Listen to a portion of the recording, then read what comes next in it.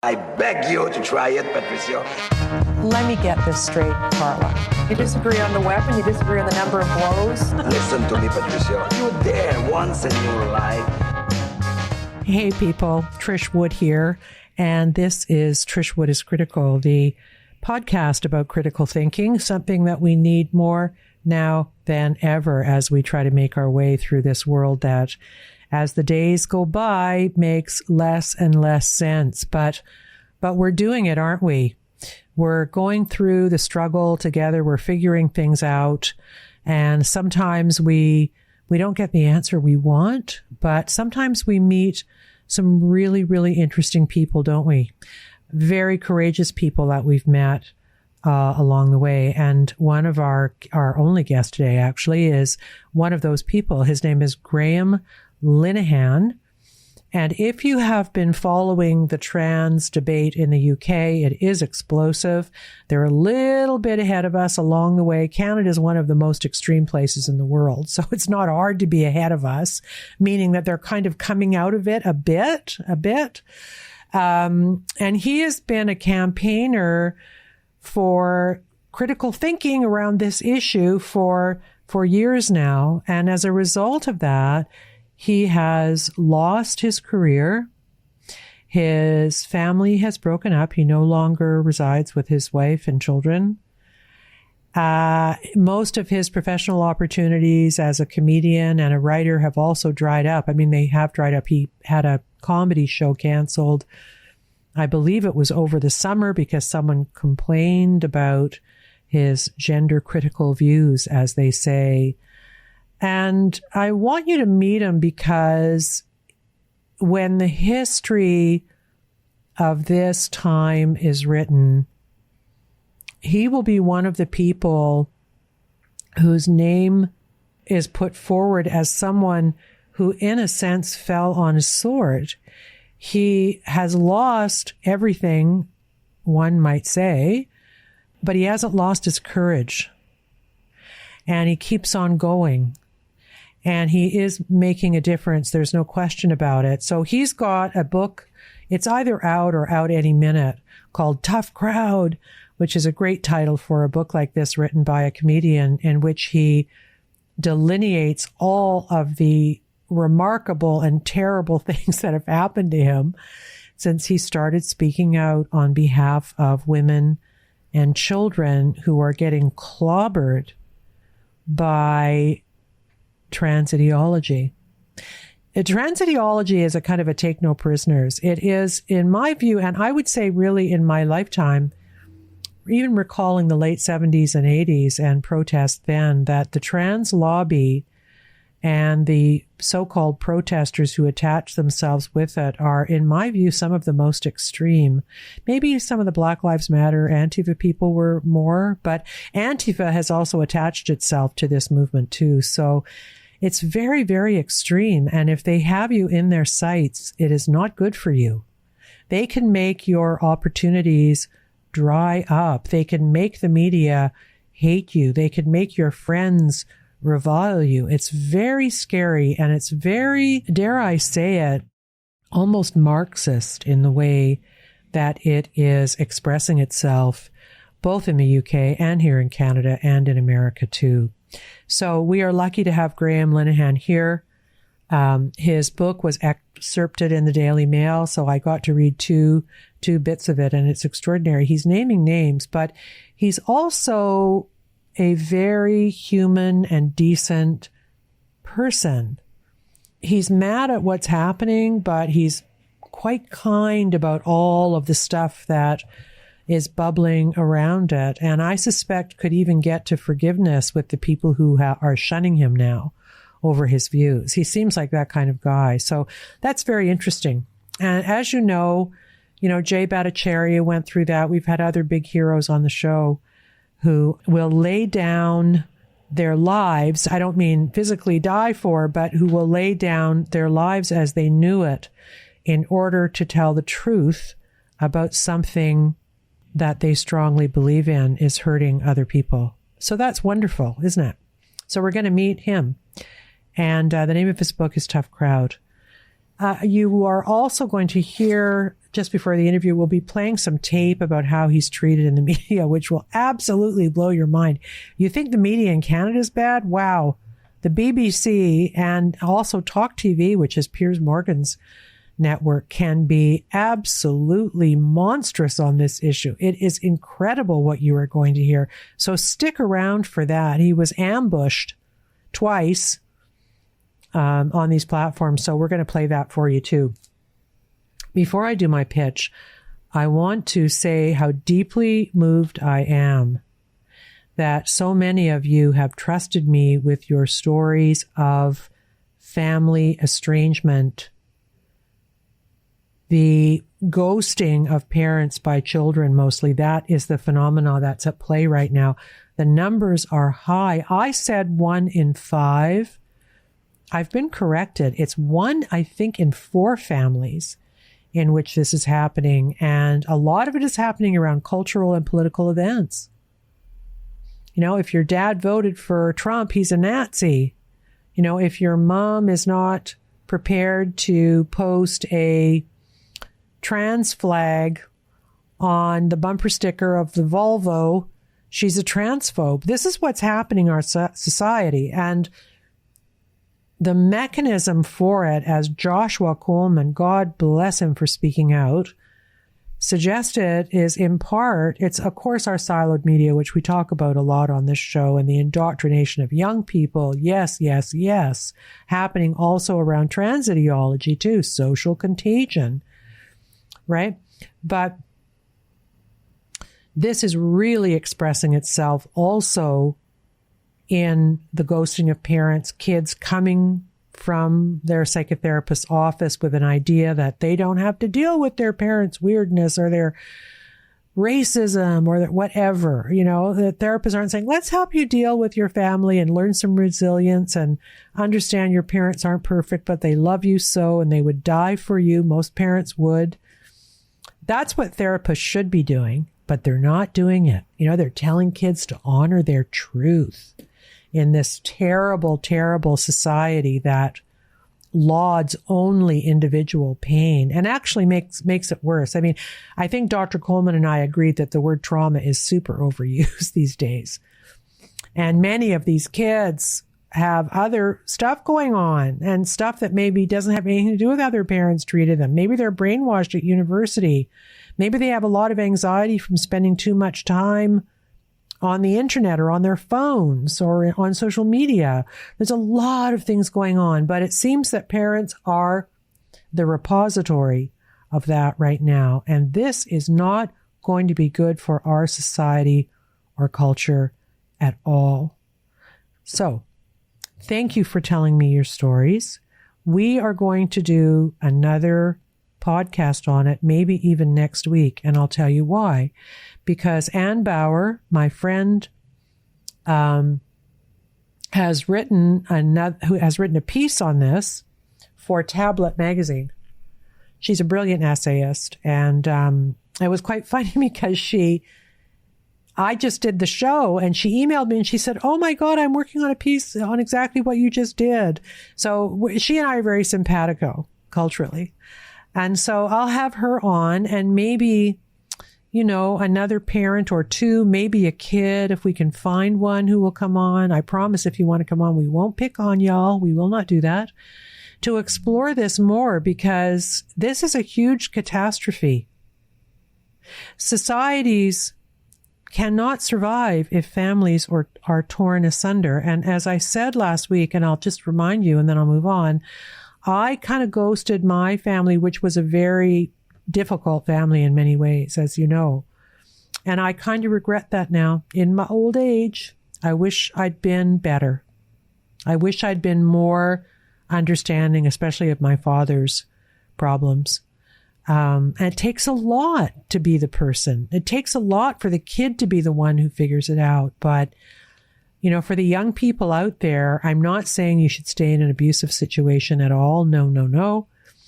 But I am saying the world is a complicated place. And if you walk away from your family, the chances are at some point you are going to regret it. And if you're with a spouse who's encouraging you to do that, I would take another look at your relationship with your partner. Maybe that's what you should be walking away from. Families are the key to everything. And your parents aren't perfect. They may have gone through things that made them the way that they are. So we're going to look at it a little bit more in an upcoming podcast, maybe next week, with the great Ann Bauer telling us what she learned about it. Okay, here's my pitch. We rely on you guys for your support. It keeps the lights on around here, as I say. We request that if you are so inclined, which I hope you are, you'll do it through my Substack, because that is really a free speech platform. Lots of places say they're free speech, but they don't really mean it. They're only, to quote Mike Tyson, they're free speech until someone punches them in the face, meaning like GB News, which in England, which we're going to talk about in a minute. So if you care about this show and what I'm doing on Substack, I would be so grateful if you could manage it. If you can't manage it, that's cool. A lot of people are struggling right now, and we're fine with that. So, but if you can, we'd appreciate it. And how do you do it? You go to Substack, Trish What is Critical. You can find out more about me and the show on my website, which is trishwoodpodcast.com. We also have a really good merch store there, and our no caps continue to be super popular, as they should be. Say no to tyranny. Buy my no baseball cap. They're stylish. And my Twitter is @Wood Reporting, as I say every week. That's where we get a little bit rowdy. That's my kind of instant response team. Is I get up in the morning and read the papers and social media and then do some tweeting about it. I think Graham Linehan said in an interview that Twitter is his nervous system. So I would agree. We share a nervous system there. So that's where you can find that. Plus, I have an Instagram account, and we do have the voicemail system on my website. So if you want to leave a voice note to be played in the show or not, but then say not, go there and leave it on any of the topics, specifically on this family estrangement. We'll play a little bit more of that. Okay. So what's going on in the UK? This is really weird and scary. As you know, I have been a big supporter of GB News. I watch them on my YouTube channel that comes up on my smart TV. And there were some people on there I really enjoyed. And although I thought the level of discourse at times could be maybe a little better than it was, but they had Nigel Farage on about the debanking of him, which was really important. And, of course, Neil Oliver, I love, and other smart people. So here's what happened. Lawrence Fox, an actor who's become kind of an anti-woke activist, made a comment on a show about a woman who'd been playing down male suicide. And he made a glib remark like, "Oh, would you shag her?" or something like that. You know what that means in the British parlance, right?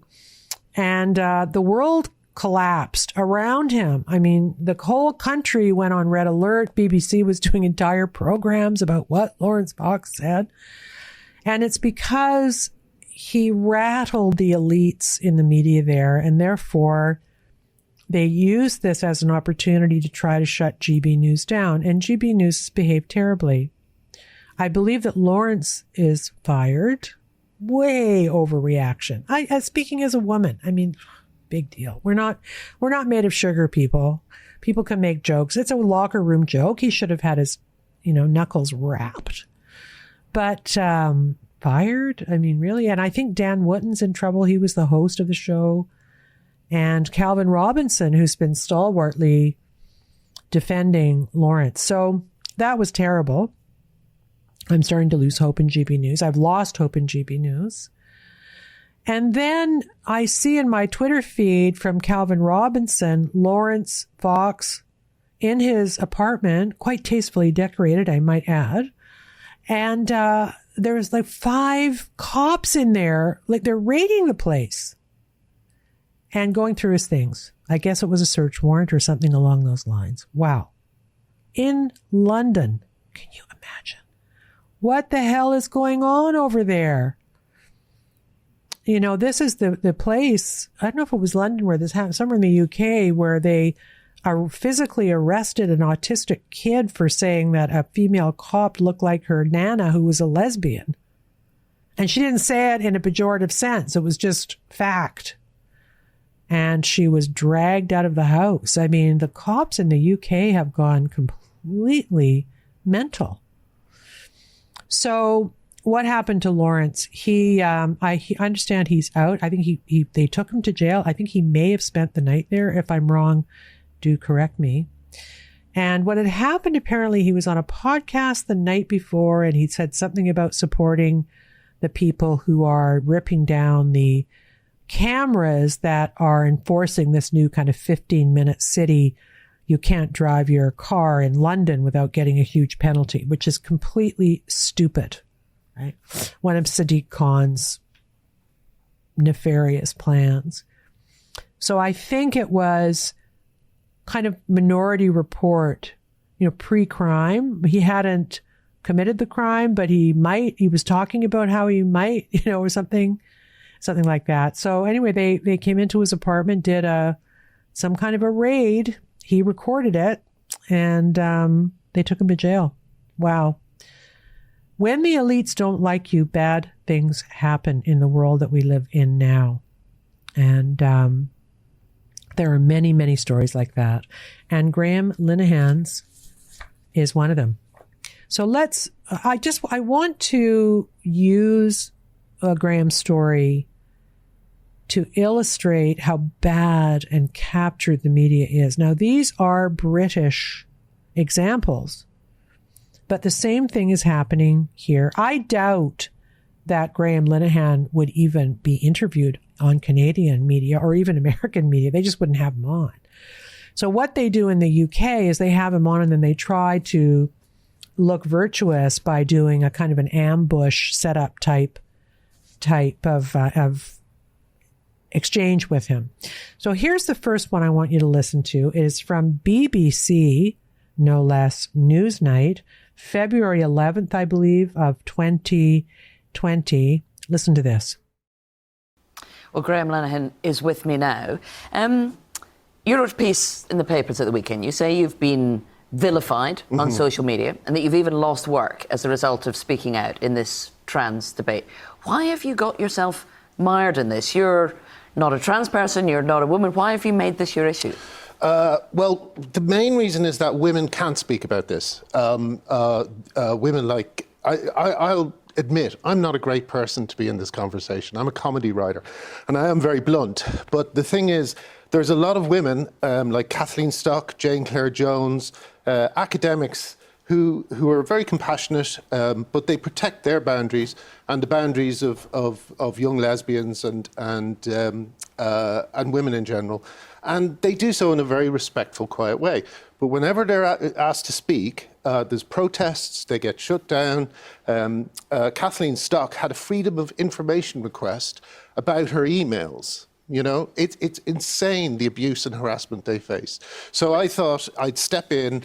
And, you know, I don't have a boss as such. Yeah, but has stepping in made the debate any better? I mean, a lot of people say that the language you've used, some of the dismissive terms that you've bandied about have actually increased the toxicity of this debate. Can you give me an example? Yes, you can. Yeah, I'll give you several if you want. So what about comparing people in the trans debate to speaking out against Nazis? I mean, that's pretty extreme.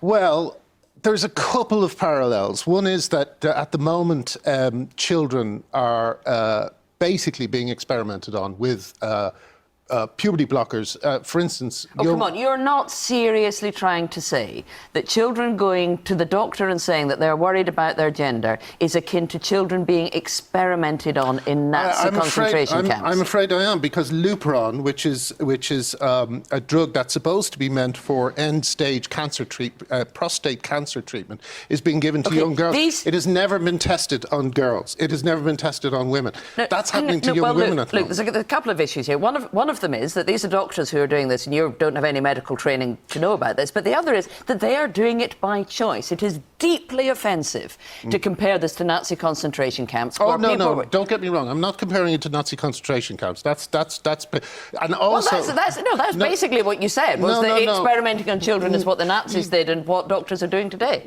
Well, essentially, if you look at the Tavistock, 35 psychologists have quit the Tavistock in 3 years. Does that sound... That's one of the centres which deals specifically with people who think that they want to change their gender. Yes, that's 35 over 3 years. Do you think that sounds like a healthy environment for children? I've no idea what the reason why people might be leaving are, but 35 psychologists, children being able to come forward and talk about issues that they feel, it's entirely up to them whether or not they want to do that. Nobody's forcing anybody into I'm sorry. here. You don't tell children that they were born in the wrong body, because they're children and they will believe you. That's the... I've seen kids... there are reports from the Tavistock that children as young as 4 were brought in. These are children... children are still believing in Santa when they're 10. It's ridiculous, it's absurd, and what surprises me... Why do you think... what evidence do you have that young children are being told they are born into the wrong body? Just because we're having a debate about self-identification doesn't mean that young children who still believe in Santa are being told that they have to change their gender. That's ridiculous exaggeration. No, that's not true. Well, one of the other things that Tavistock whistleblowers reported was that homophobic parents were bringing in their gender non-conforming kids and telling them to fix them. There was a dark joke that went around the Tavistock where they said that in a couple of years there'll be no gay people left. Now that's why I compare it to eugenics programs and things like that. It is extremely serious.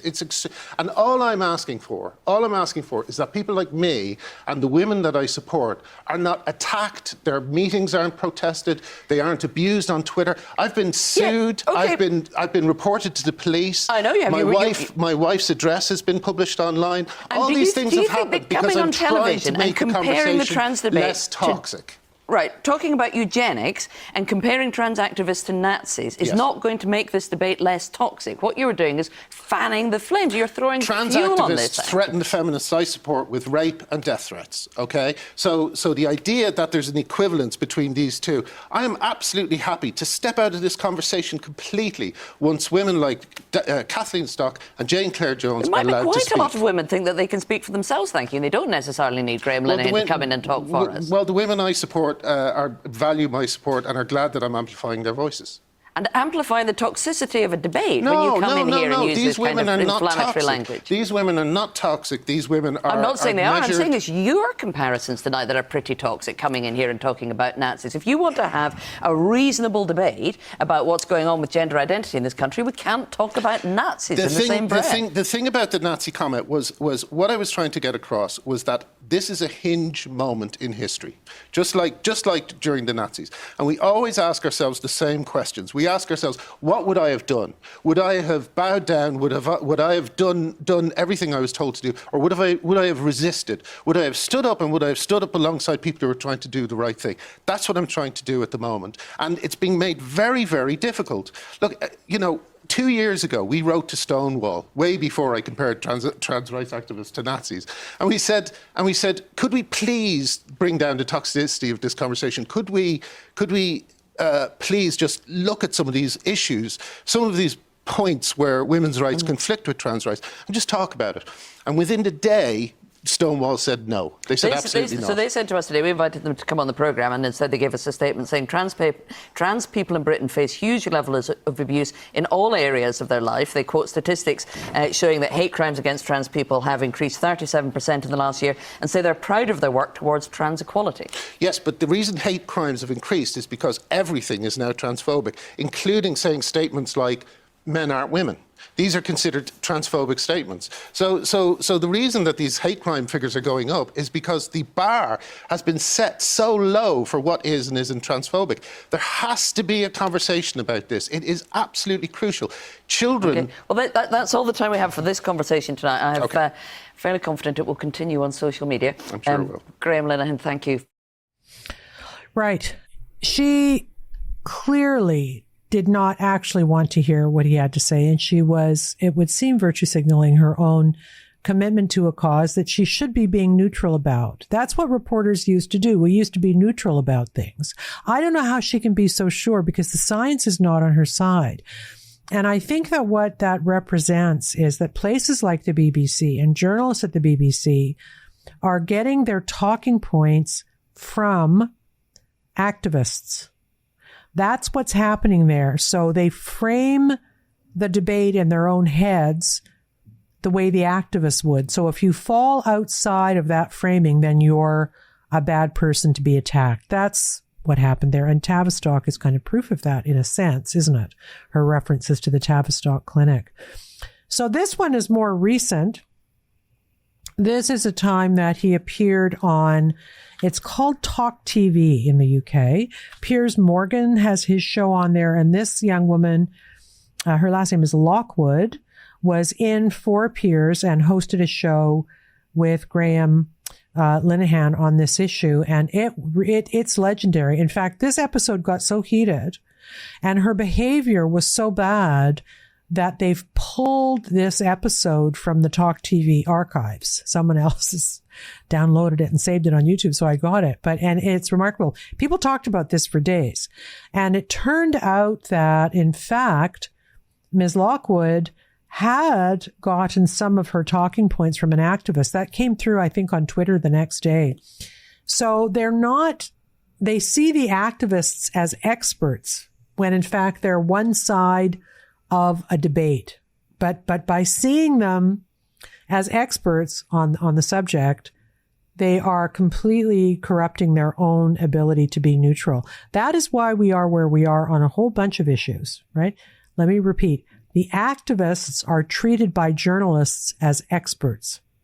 Nobody's an expert unless you're neutral and you've looked at both sides. And the activist's job is not to do that. It's to lobby and push their point of view, no matter how extreme. So here we go. Here is Graham Linehan on Talk TV. Welcome back to Uncensored with me, Rosanna Lockwood, sitting in for Piers. He's still on holiday, getting a well-earned break. Now, Father Ted co-creator Graham Linehan is considering legal action now against a venue in Edinburgh unless it apologises and U-turns over cancelling a comedy show he was set to appear in. The Leith Archers pulled the plug on the Comedy Unleashed event after it received complaints that Mr. Linehan was on the bill. The Leith Archers, this was, their decision had not been influenced by online activists and that the comedian's views just didn't align with their overall values. The Dublin-born writer has been an outspoken critic of transgender self-identification.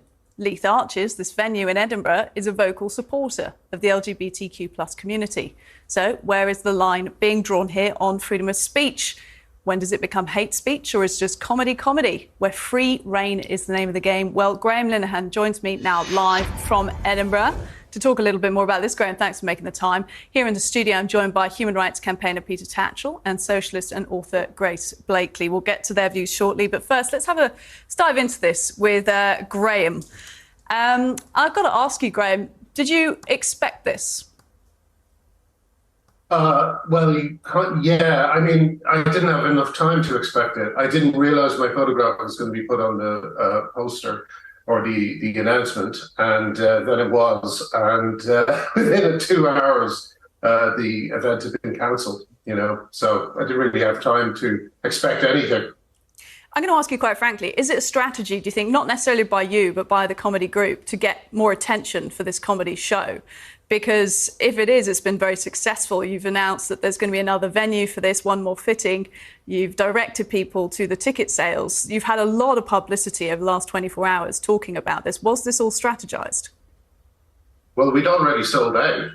So, why would we try and sell more tickets when we sold out? The venue, I don't think we've moved into a bigger venue, maybe slightly bigger, but, we just took what we could get. I'm not sure whether you've thought that question through completely. It doesn't really make sense. Well, I'm thinking it through like this, Graham. It's a very LGBTQ friendly venue. It's very publicly that way. Your name was kind of kept back until the last minute. It was gonna be offensive to that community, to that venue. That must have been known by the group that put this together. What about my views would be offensive? Can you give me an example? I am hesitant to platform some of the language you've used.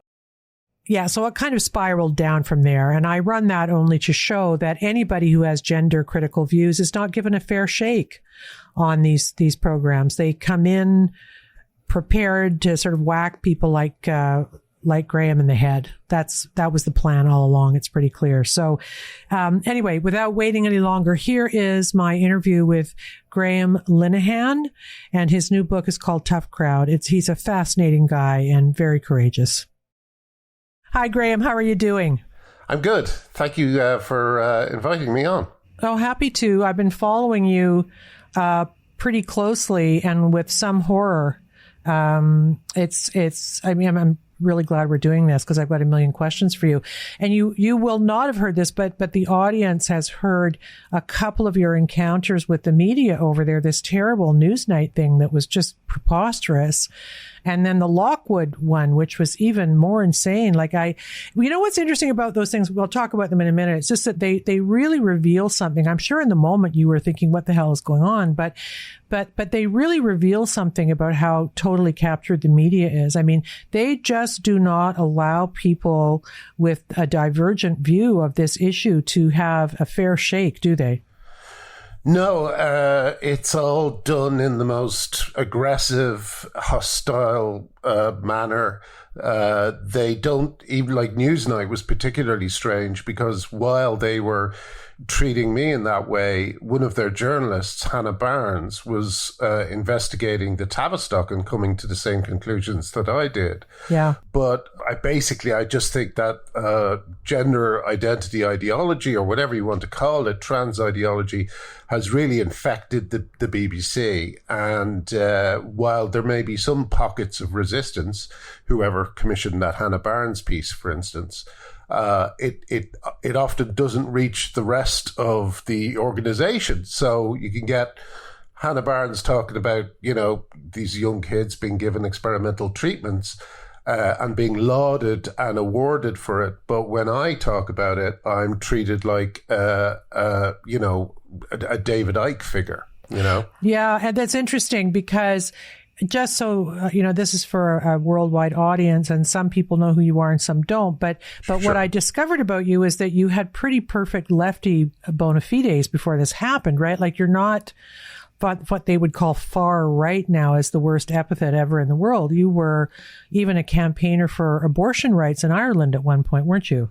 Yeah, absolutely. And I still hold all those views. I haven't changed, but the left have just turned insane over the last few years so that they are currently, to me anyway, completely unrecognizable.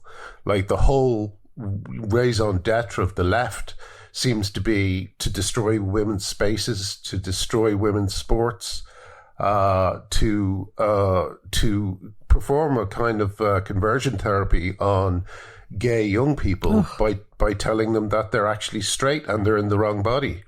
So for me, the current left is about as far from progressivism as you could imagine, So I would say, yeah, my biggest crime was being stubborn and just continuing to believe in the things I always believed in. Well, what's interesting too, and I don't know if you've had this experience, it certainly happened to me. I'm a former legacy media investigative host, kind of like on a show, Panorama-ish, a big deal. I had a big reputation. Which show? Do you mind me asking? It was not at all. It was called The Fifth Estate. I hosted it for 10 years. Right, yeah. Right, very, very high profile. And we do co-pros with Panorama and co-pros with Frontline, and, we're right up there. I was super proud of it.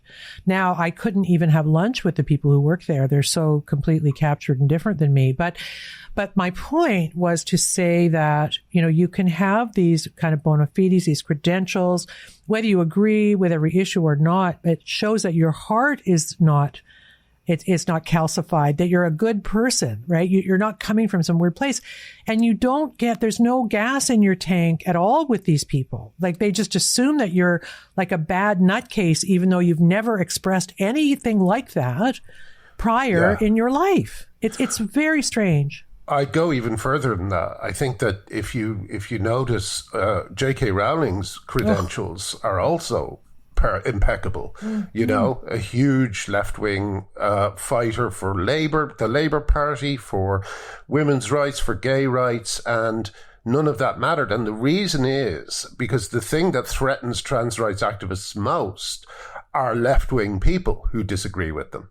Because we are the impediments to them being able to paint this as a right-wing concern.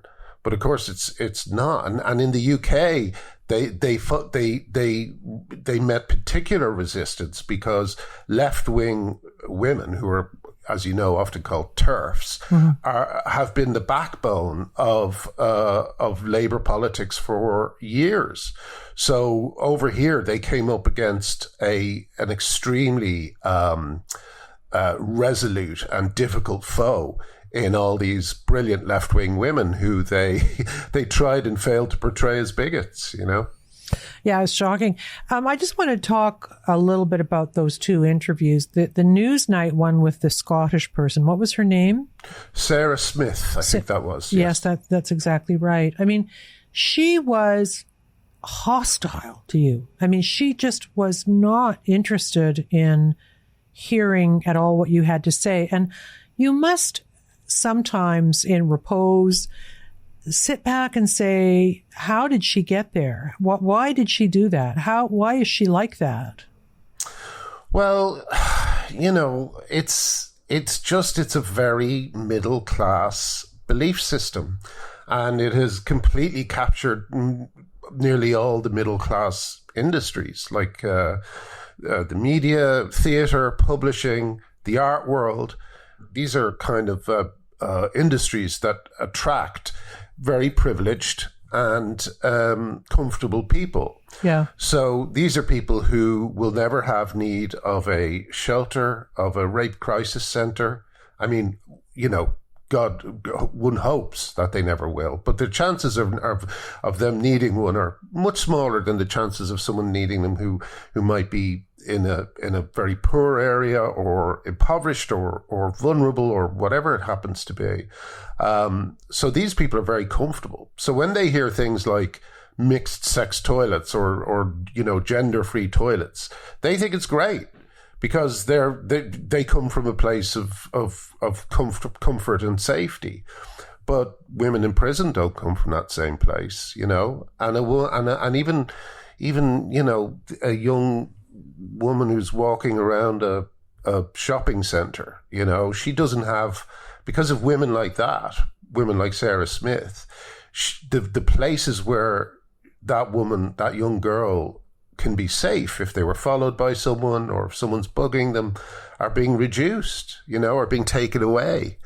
And again, these people are just surrounded by so much comfort and privilege that they don't feel the loss. Yeah. And for me, I'm kind of an oldster. You know, I've been around for many decades and was a feminist when that, not that it doesn't mean anything now, it does, but back in my day it did, because we didn't get jobs and we were treated meanly when we did. And there was really kind of measurable stuff we had to fight for. And I wonder if these women like Ms. Lockwood and Ms. Smith, who were so aggressively wanting to shut you down, don't like fully understand what's happening here. I mean, women are being destroyed by this ideology. They march with signs saying kill all TERFs and guillotine, all that stuff.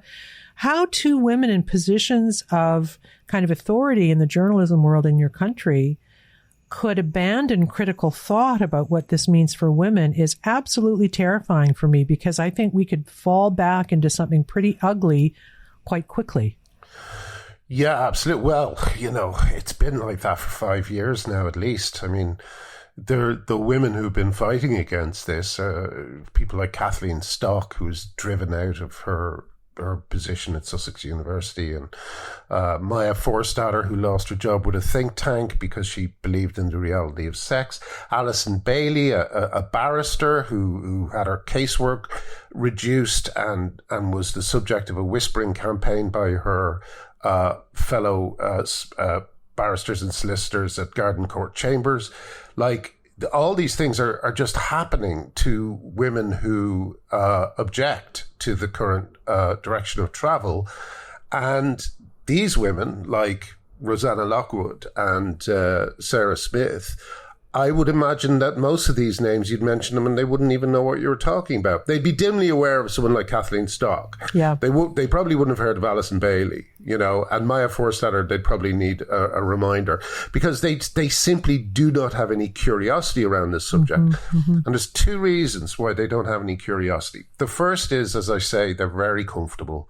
Nothing disturbs them. The safeguarding procedures in a rape crisis center, they couldn't care less, because it doesn't touch their lives at all, But the second reason is they know what happens to women who step out of line. They, like, if you look at J.K. Rowling, I had an argument about with someone about this the other day.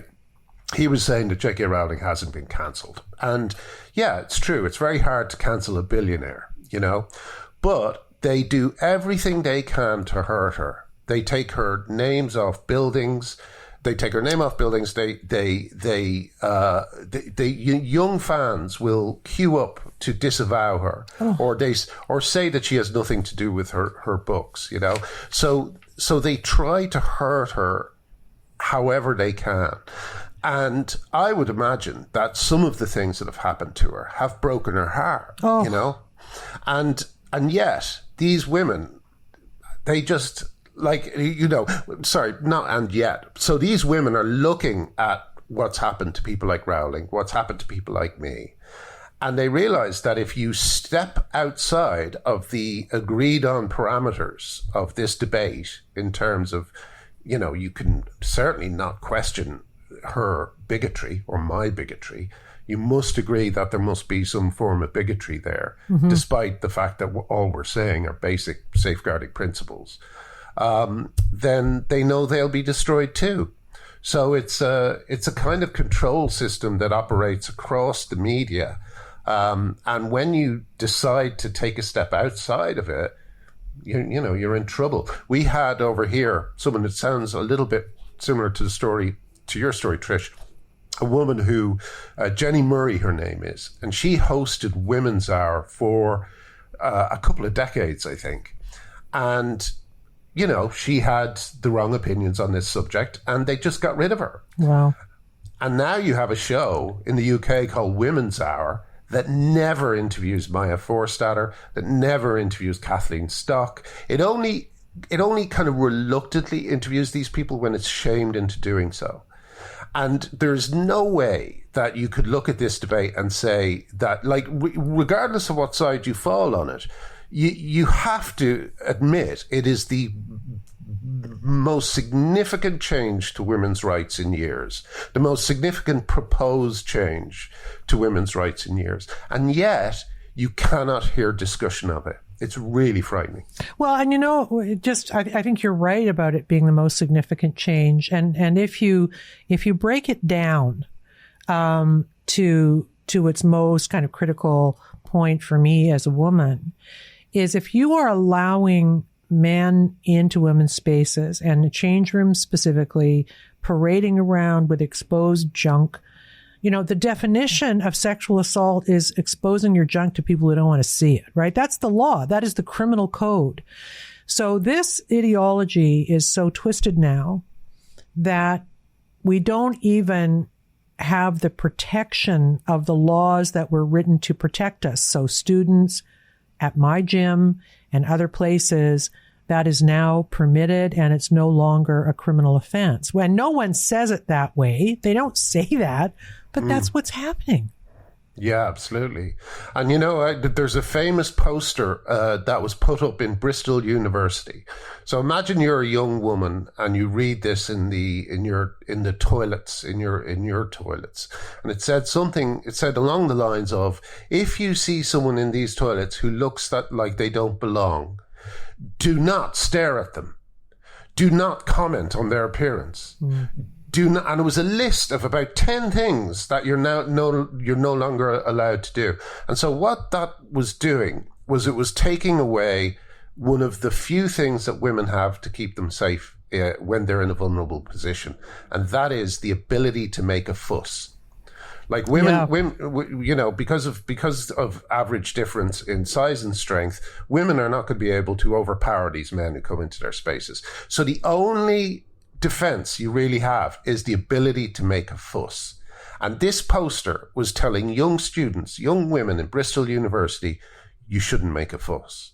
It's the most outrageous thing I've ever seen. It's so disempowering and insulting that, you know, I still don't know how we've come so far without people.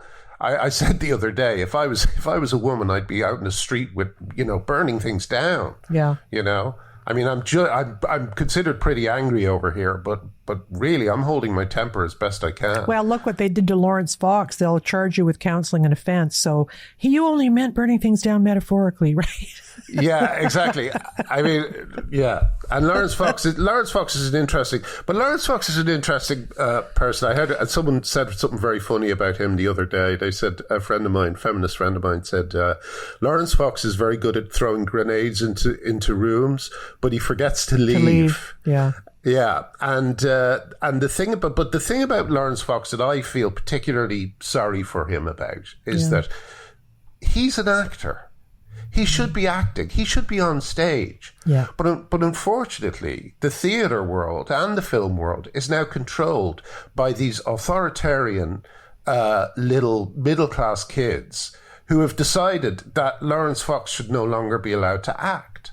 You know, so he's in a bit of a double bind because he really probably would rather act than do anything else, but he can't, and so his position now is a kind of professional opinion haver, and you know, I think he's great. I love Lawrence, but like he's an actor, and they're maybe not the best at kind of constantly producing opinions. You know, well, and look, I weirdly am kind of supportive of him. I mean, you know, I'm not 30, and I grew up in a time where men said stuff like that, and it is kind of funny, inappropriate on the show. And let's face it, on Piers Morgan, Douglas Murray and some other chap who was gay were talking about who they would or they wouldn't shag, and the lights didn't go out, and Ofcom didn't get involved. Yeah, so, I mean, it's a bad, like...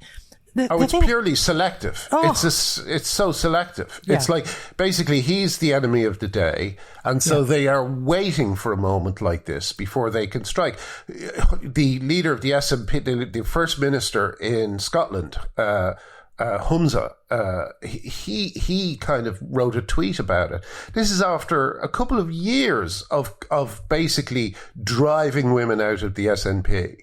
You know, or at least the women who don't agree that some men are women, you know? And so for him to get on his high horse about sexism is outrageous. Yeah. And men talk that way sometimes. I mean, let's just grow up about it and say, Lawrence, that was not great. Do better and move on. But, we've got to get rid of Dan Wooten, too, because he smiled when he said it. And, you know, it's just ridiculous. And then they went after him. And also, it's actors. It's rehearsal room banter. It really is. I swear to God, every actor I've met, like with a few exceptions, has just been what you might call a horn dog. You know, or a buccaneer is what we used to be called. A buccaneer, that's a great word. Yeah. They're all buccaneers, and they try and impress each other, and they try and kind of shock each other because usually rehearsal rooms are boring because you're doing a lot of waiting around, and that's who they are. That's what they are. So unfortunately, now he's in this new kind of environment and there's so much focus on him, and people hate him so much that, you know. As you say, it was a silly thing to say, and it was unfortunate. But you know, it's so out of proportion to, you know. There's nothing worse, in my opinion. There's nothing more sexist than saying that anyone with a penis is a woman. Yeah. So please put away your outrage. Well, and the trans activists who march around with that shirt that's got the hunting knife on it over the word turf, like that's way worse than what he did. But I saw Katie Hopkins. I'm hot and cold on depending on what the issue is, but she did a really interesting tweet video about what happened the day after Lawrence Fox did that. And she said, he's on the way out and they're going to take GB News down too. Wait for it. And she went through a list of all the stuff that was going to happen, how it was going to happen, that BBC would be involved, and all the big BBC types with their hair would be on fire, and they'd have activists saying, no, you know. And she was right. It's kind of exactly what happened. It was out of all proportion. And now Calvin Robinson, I think he's gone. And a lot of the GB News people, I guess, are going to go, and can it even withstand it? And can it call itself a free speech? I mean, in that environment, I don't know. Like, did anybody make an Ofcom complaint about Douglas Murray and whoever it was talking about shagging? Or no, I don't think. No, of course not. You know, because again, like, gay sex is considered outside of these rules that we've now kind of arbitrarily set up for ourselves, you know. So you know, of course, it's actually more homophobic because we don't expect as much from them. So that's ridiculous, isn't it? That may be what's happening. May be what's happening. There might be, and and it's like, I don't know. It's again, there's a kind of you might say there's two different kind of frequencies of sexism, you know, and one is, as you say, this type that Lawrence was indulging in, which is a kind of throwaway, casual sexism that is often called banter over here. Same. But then there's this systemic, completely alien installed form of feminism, form of sexism that is, like, you know, destroying women's rights over here, you know? Oh, completely. To go back to the SNP for a moment, they were awarded our big gay rights organization over here is Stonewall, which was set up and did great work in the 80s and 90s. And then just completely went to hell when they included the T at the end of the LGB. Suddenly, straight men had inserted themselves, straight men calling themselves lesbians, had inserted themselves into their activism, and the whole place just fell apart. And one of the things that the SNP did was they had this kind of workplace index where you rose higher in the index if you did the more good things you did, and you were awarded points for different things. The SNP in Scotland were awarded points by Stonewall for removing the word mother from maternity advice. Ooh. You know? Ooh.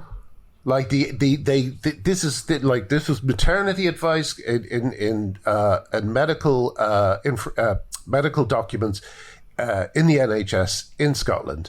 They removed the word mother from it successfully, and they were given points for that.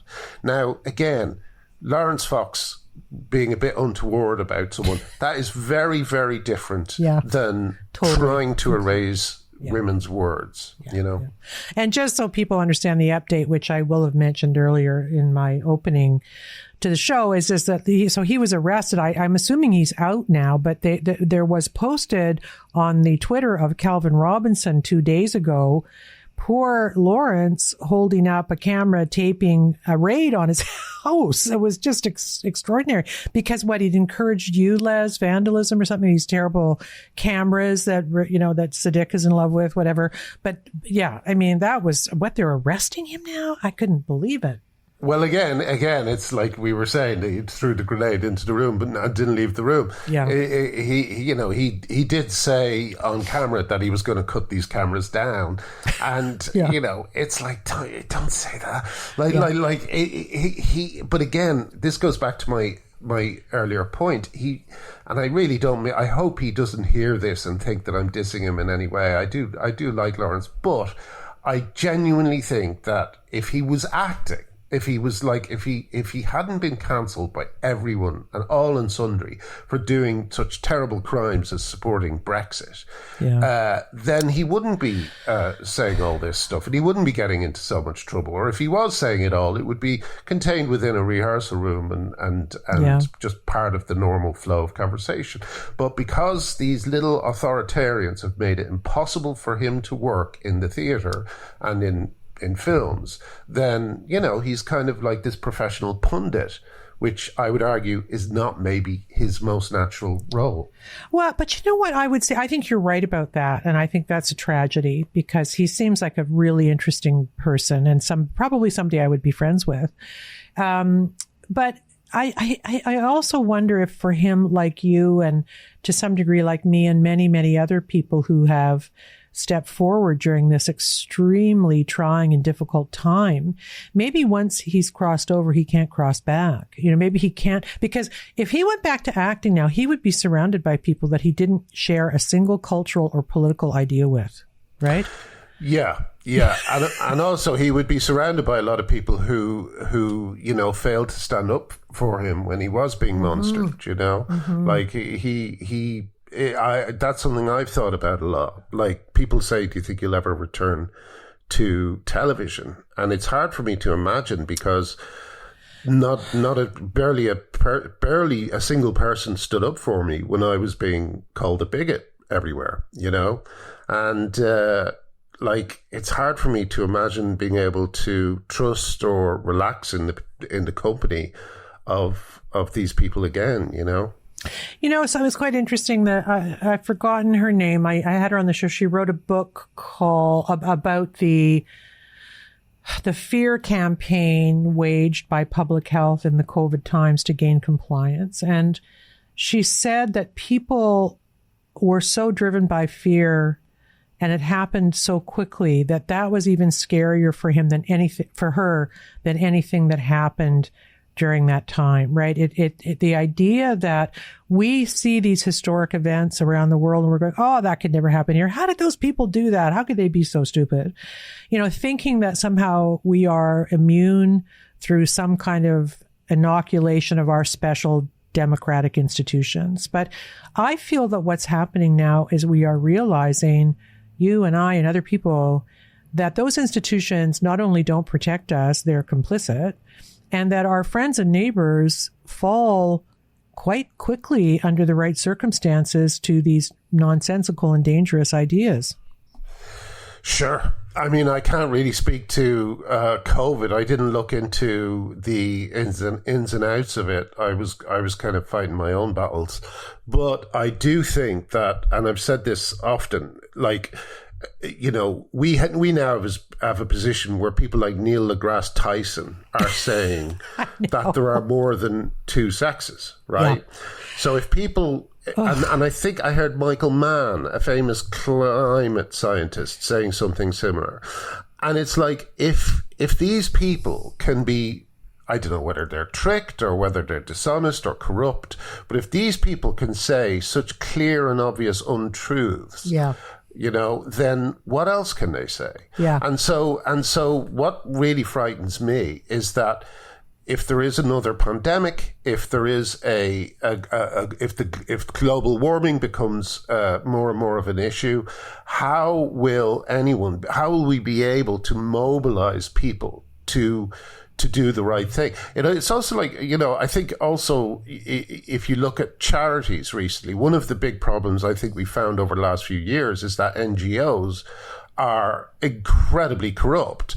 You know, you had like Amnesty Ireland. One of the reasons why I peaked, as they say, was because when the abortion ruling, when we won the referendum to legalise abortion in Ireland, Amnesty Ireland released a tweet saying a huge victory for pregnant people.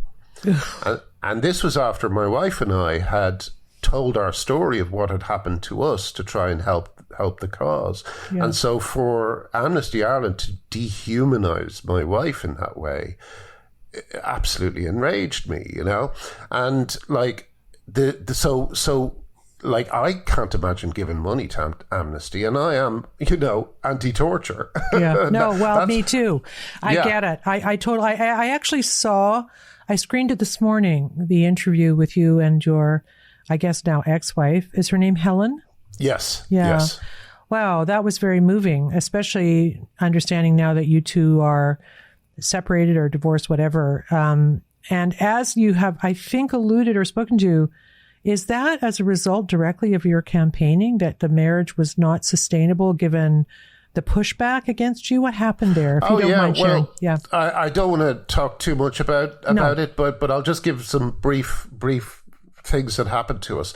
You know, our home address was released online by trans rights activists. Trans rights activists sent the police to our door 3 times. I'm sure my wife was subjected, as I was, to lots of pressurizing direct messages and emails from supposed friends who were telling her that I'm a bigot. So the sheer weight, and also, you know, again, one of my crimes is that I betrayed the middle class. You know, this is a middle class movement, and me speaking up against it was basically intolerable to the middle class people who we hung around with, and so that's what happened. You know, it was untenable. She couldn't take the stress of what was happening to. Every morning we would wake up to another disaster. I had a huge job teaching comedy in Australia that was cancelled. That was the first massive chunk of income that I lost. I had a play by Peter Schaefer that I was supposed to write a kind of accompanying play to. He did this short farce called Black Comedy. I was asked to write the play that would accompany it. And his estate said that they didn't want me to do it. And all these jobs just started disappearing, and my income just started disappearing. And I thought that the Father Ted musical would provide a kind of buffer that meant that we'd get that made and financially I'd be taken care of. But unfortunately, COVID happened, which delayed the musical. And as a result, I was getting into more and more trouble while COVID was going on. And then finally, they said they wouldn't do it unless I removed myself from it, you know? It's just unbelievable.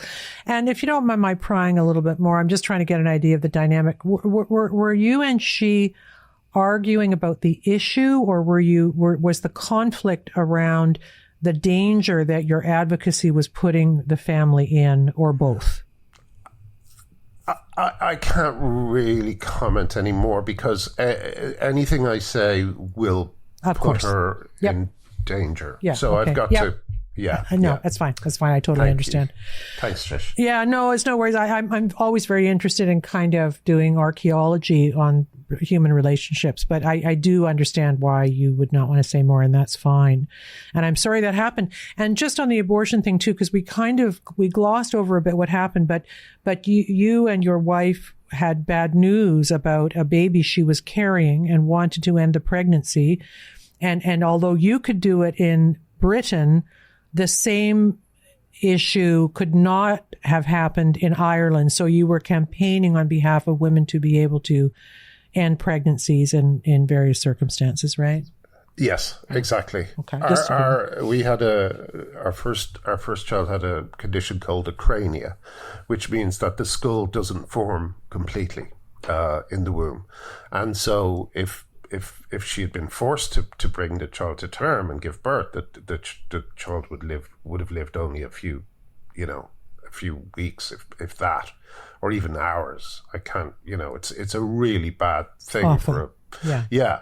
And it's one of the reasons why they tell you not to tell anyone about a pregnancy in the first 12 weeks, because these are the types of things that can happen, Yeah. So as soon as we heard, we terminated the pregnancy. We didn't want anyone suffering, my wife or the child. So we did it as quickly as we could, and then we tried again, and now we have 2 lovely, healthy children, But as I say, in Ireland, she would have been forced to give birth to the baby. Yeah, So it's grim. like, it is grim. Yeah. And so, I used to be a good Catholic boy when I was growing up. And then I read, and even when I lost my faith, I still felt that abortion was wrong. And it was actually the book by John Irving, The Cider House Rules. Yeah. That totally transformed my thinking on it. That's interesting. Like I converted to Catholicism late in life. How weird is that? Why would you? Yeah, I know it's weird, but you know what? I'm a sober alcoholic for 23 years, which requires the allegiance to a higher power. It cannot work if you don't do that. So I was kind of pulled back into my childhood Christianity, which was much more loosey-goosey. And then I don't do anything by half measures. The Catholic Church has much better architecture and art. Yeah. Except in Ireland. Except in Ireland. Irish churches are awful. Are because, they? Yeah, because a lot of them were made in the 50s and they're all brutalist, you know? Ugh. And I've often wanted to go on a tour of Irish churches because they're so hilariously grim. They look like monuments to Satan. Do you know what I mean? They're like giant futuristic toilets. Wow. And as a result, they you know. But having said that, they have a charm, and I do like brutalism actually as a style of architecture. So I still might do that. You know, it's kind of like they look like they belong. What's the name of the town where Chernobyl happened? Pripyat. Maybe they have these ugly apartment buildings. It was like, yes. Terrible. Yeah, brutalism is a kind of it's a form of architecture that I've always really enjoyed. Not my thing. I'm an English country house girl, so sure. The more flowers, the better. Labradors, flowered sofas. I'm happy. That's what I want. Yeah. But I know what you mean. And there's a huge, I loved, for instance, there was a great tradition in the history of architecture and art of paying tribute to a higher power. And actually kind of reaching outside yourself to touch the celestial and the spiritual, and it led to some wonderful buildings and pieces of music and pieces of art. So I agree. I think that in the old day, like about maybe 15 years ago, I might have been a bit more of a grumpy atheist about your decision to go back to Catholicism. But now I just think, absolutely, because one of the things I think we can all agree on is that there's a big God-shaped hole in society at the moment. That is the phrase we use in the rooms. That is exactly it. Well, and I knew Christopher Hitchens like just a little tiny bit. And I had a boozy lunch back in the day when I was still doing that with him and a bunch of people. They flew him up to Toronto to teach us how to write for television, which was interesting since he'd never done so. But it is a strange choice. Yeah. But it was a fun lunch because he did what guys like he was a lad, right? Like you can't. Yes. I just loved him, and he's so smart. And so I don't agree with him, but on everything, but he was smart and brave. And I watched him have that lunch surrounded by really keen CBC journalists who were trying to kind of incur his favor because he was quite famous then. Yes. And I think like it started around 11:30 with martinis and then went into like bottles of wine and then snifters of cognac until about 3-4 in the afternoon. Like I was moderating because it was in public. I might have done that at home and nobody was looking, but that's a killer lunch. And to Christopher, that was a daily event, right? Like he really, and then he could go home and write, 5,000 words and win a prize for it, which is astonishing. But so I've read a lot of his stuff about his atheism. And I thought if I ever had the chance to defend my non-atheism, my belief system, that I might have won his respect. I would never win the argument, but I just feel like if it makes you be a better person and connects you to a community and that's better for the world, then why would you argue against it and be snarky in the process? Him and Dawkins, right? Yeah, absolutely. I think even Dawkins might be softening a tiny bit now. Well, he's aging. Yeah. But like, we all are. But like, he kind of, I think everybody is realizing simultaneously that a godless society is fine and everything, but it hasn't really, we haven't really done the tests on it. And the results are coming in. Now what we have is a society that has been extremely scarred by pornography, I think. Oh. Yeah, and a society that has lost its way to such an extent that it's finding spiritualism and magic in things like sex change surgeries. Yep. So there's obviously a yearning and a longing for some form of transcendence that's not being met by anything in society apart from these crazy beliefs, you know. So I'm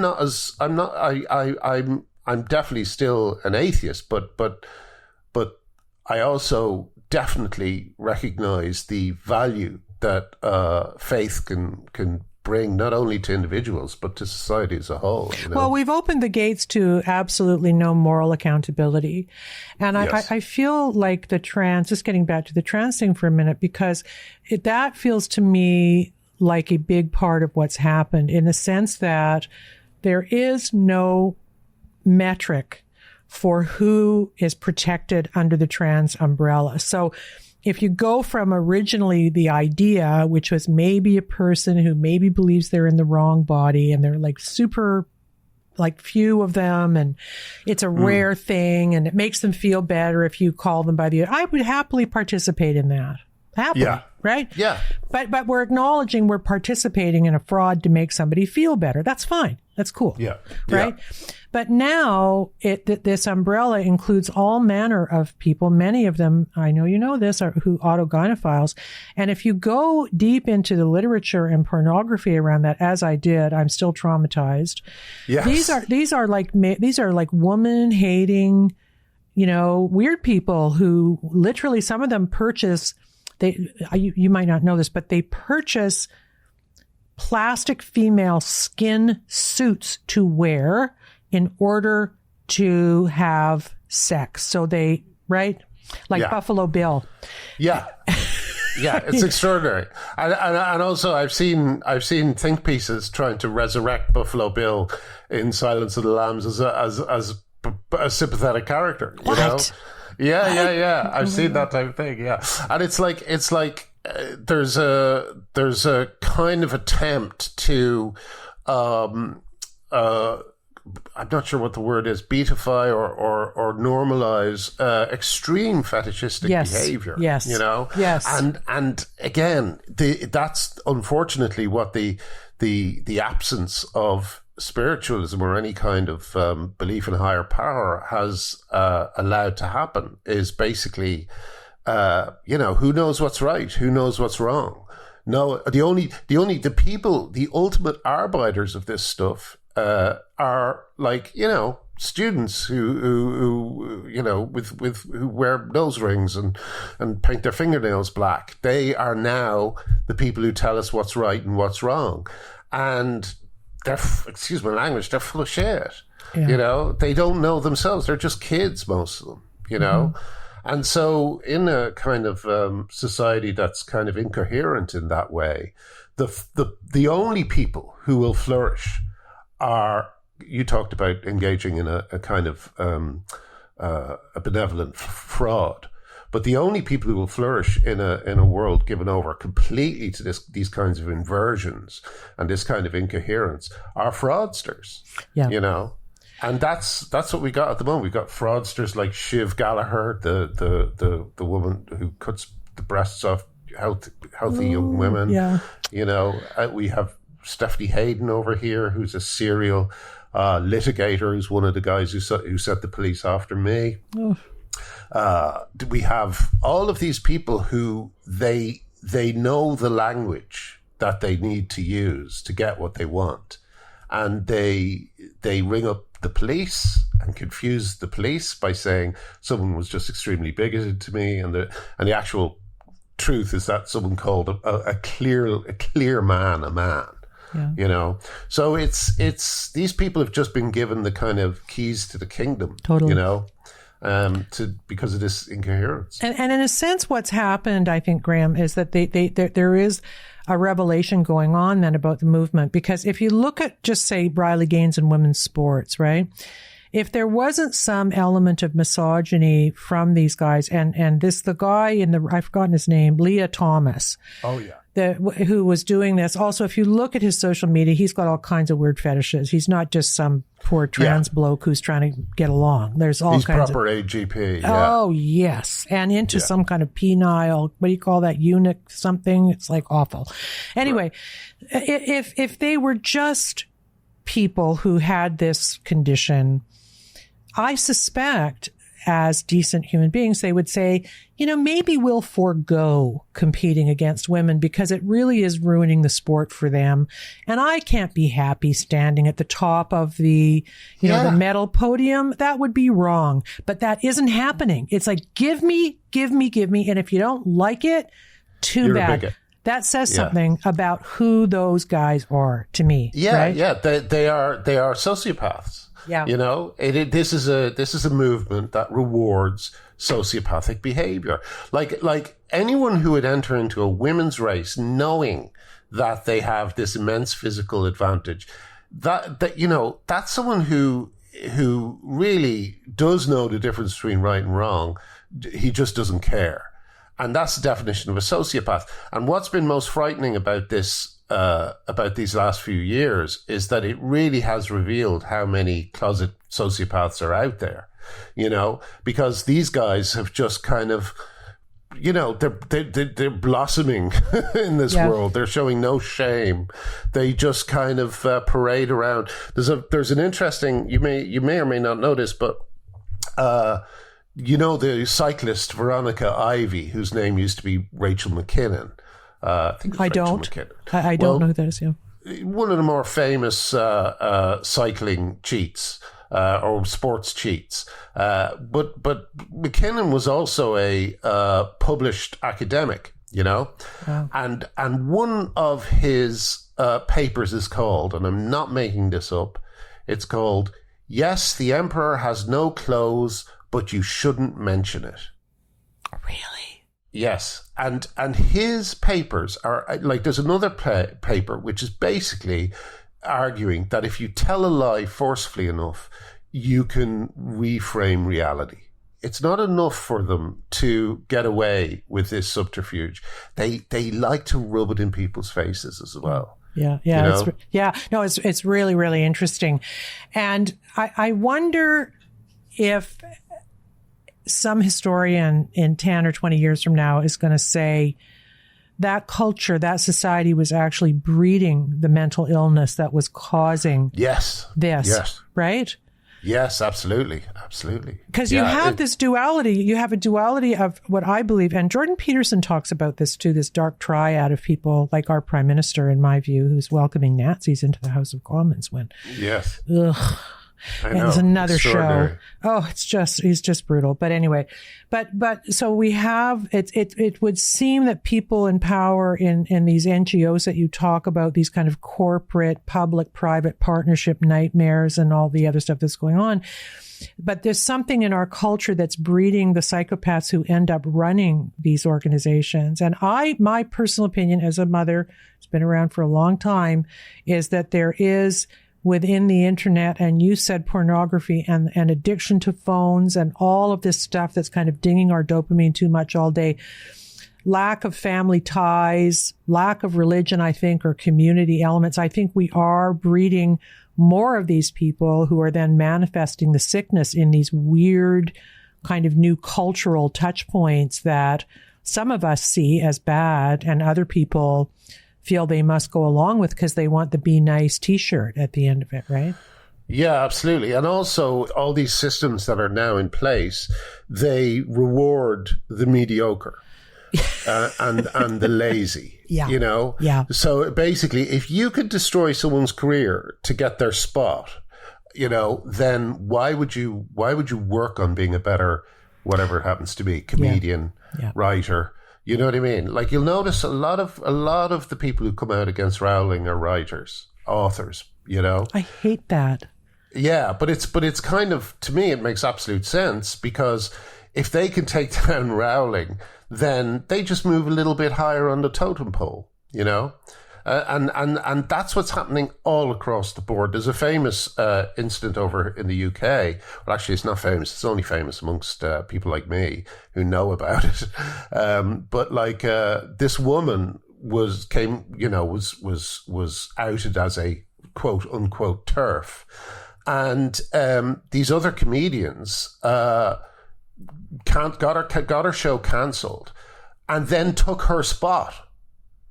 They took her spot. She had this show set up, and they took it.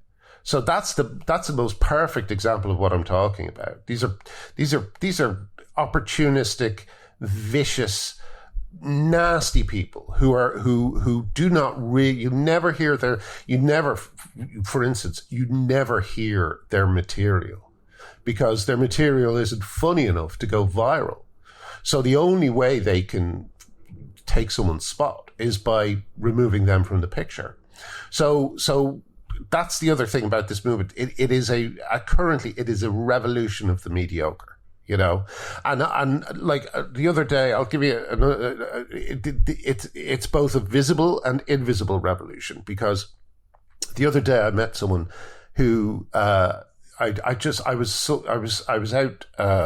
out in Amersham, which is way away from where I live. Took ages to get there. And I met, just by sheer coincidence, a woman I'd worked with on a film I worked with about 20 years ago. And she told me that she said, "Oh, you know, I shouldn't say what she does, but she says, oh, I just got away lightly." And I said, "What happened?" And she said, "Oh, I liked a tweet by you and J.K. Rowling. I was brought up in front of a tribunal. I had to answer for myself, and I just about got away with it, you know." And then she said, "So I keep my head down now." And I thought, this is a smart woman who has been kind of instructed by society to shut up about her opinions, you know?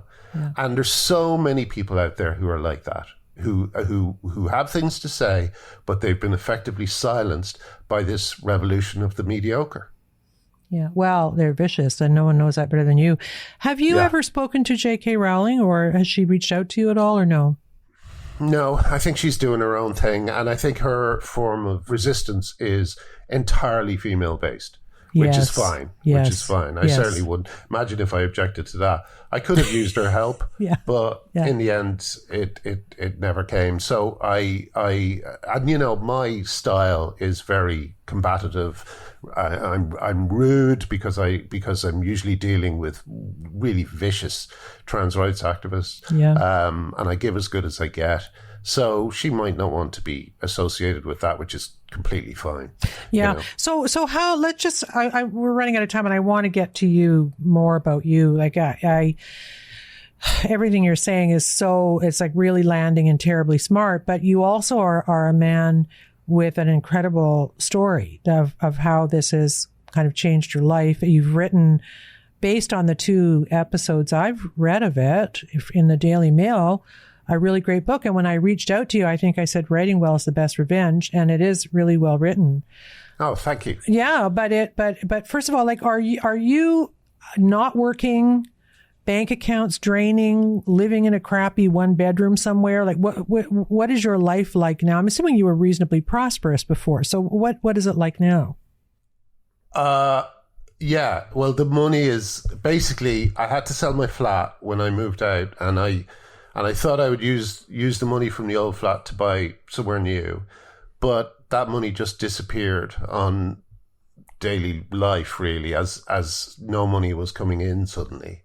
And so I've just about reached the end of my reserves, and I'm really just praying that the book starts paying off really quickly, because, you know, as I say in the book, you know, when your income just drops through a hole in the floor, you're still paying tax on the money that you made while you were doing okay. Yeah. So that's just queuing up, waiting to be paid off. You know, I have a feeling once I pay it off, I think that's what I'll be spending my book money on. You know, it's just paying back tax. So it's tough. It's tough. You know. Are you scared? I'm a little bit scared sometimes. Yeah. Are you sleeping? I have okay sleep, but that's kind of my fault. I sometimes look at TikTok at night, which I shouldn't do. Don't do that. I know, it's terrible, isn't it? It's terrible. Yeah, but but there's a couple of things that have happened that are positive upturns. For instance, I've been on anti-anxiety medication for about 5 years since it all started. Yeah. And I've recently just come off that completely. How hard was that? It was actually okay.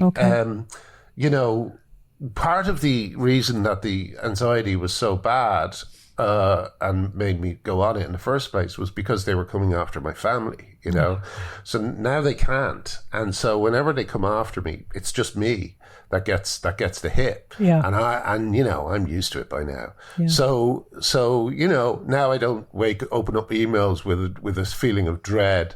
It's more a feeling of, bring it on. What's the next thing they're going to try? That's amazing. And I'm assuming you have close friends, do you, who support and love you and carry you through? Oh, yeah. And they're all just brave people, It's another thing I put in the book. I only know brave people now. Yeah. Me too. Me too. Me too. Yeah. I know, it's so funny. I will never, my last gig in regular media was a 5-part series I did for Amazon Studios, big budget and the whole 9 yards, director, producer, the whole deal. And then COVID hit, and the documentary kind of went to pieces, but I also realized I could not, and I get offered stuff still, and then they realize where I am politically, and they're like, oh, Yeah. But I can't go back, right? I can't go back, and I make a fifth, if that, of what I did before during the podcast and the Substack and various other projects I have going. I'm doing another little documentary that I'm funding myself, but I can't go back to that life that I had before because I'd be surrounded by people who I now think are nitwits and probably, right? Yeah. Probably dangerous nitwits too, Well, there's a story I tell in Tough Crowd of, it was a story that was originally ascribed to some actress by George Burns, and then later on the story transferred to Pia Zadora. Do you remember Pia Zadora? Oh, I do. Yeah. Who was her? She had some weird old boyfriend, right? Didn't she?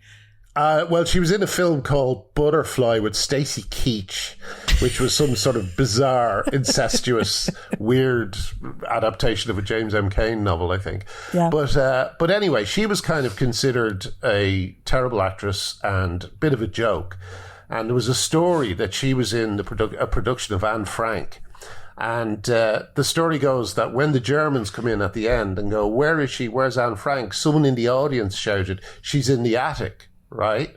So this is kind of what everybody in my life did to me, once the bad guys came, it was like, he's over there. And that's a really devastating thing to discover about people you thought were friends. I love that you just said that. I've got to say something about that. Yeah. I think you and I are probably not on the same side on COVID. I have a science background, so I was really questioning the risk benefit of lockdowns and some of the extreme measures, and I do believe I'm right about it. We've found a lot of mistakes they made, and I didn't like the pushing of fear, et cetera, et cetera. And as you said, the turning of, the snitch lines and the turning in your neighbor who's having too many, all that stuff was really scary. But a friend, and I say that only to say, obviously we don't have to agree on everything in the world, but I say that only to say this story that my friend Ann Bauer, who is a brilliant essayist and has a new piece coming out in Tablet magazine, one of my favorite magazines. And she said to me in an interview, I interviewed her about 2.5 years ago, right at the height. Canada was super locked down. She was in Minnesota, was super locked down. And we were scared. We were really scared because it felt like everybody had changed and we didn't understand what was going on. It was like, and I say this on the show a lot, it was like Invasion of the Body Snatchers, right? Yeah. So she said to me that as a Jew, her parents raised her to choose friends who would hide her in the attic. Yes. Exactly. It's exactly what you just said, right? Yeah. Exactly what you just said. Yeah. No, it's so true. And I'm surrounded by those people. And, yeah, I do miss my old tribe in terms of, funny people. Yeah.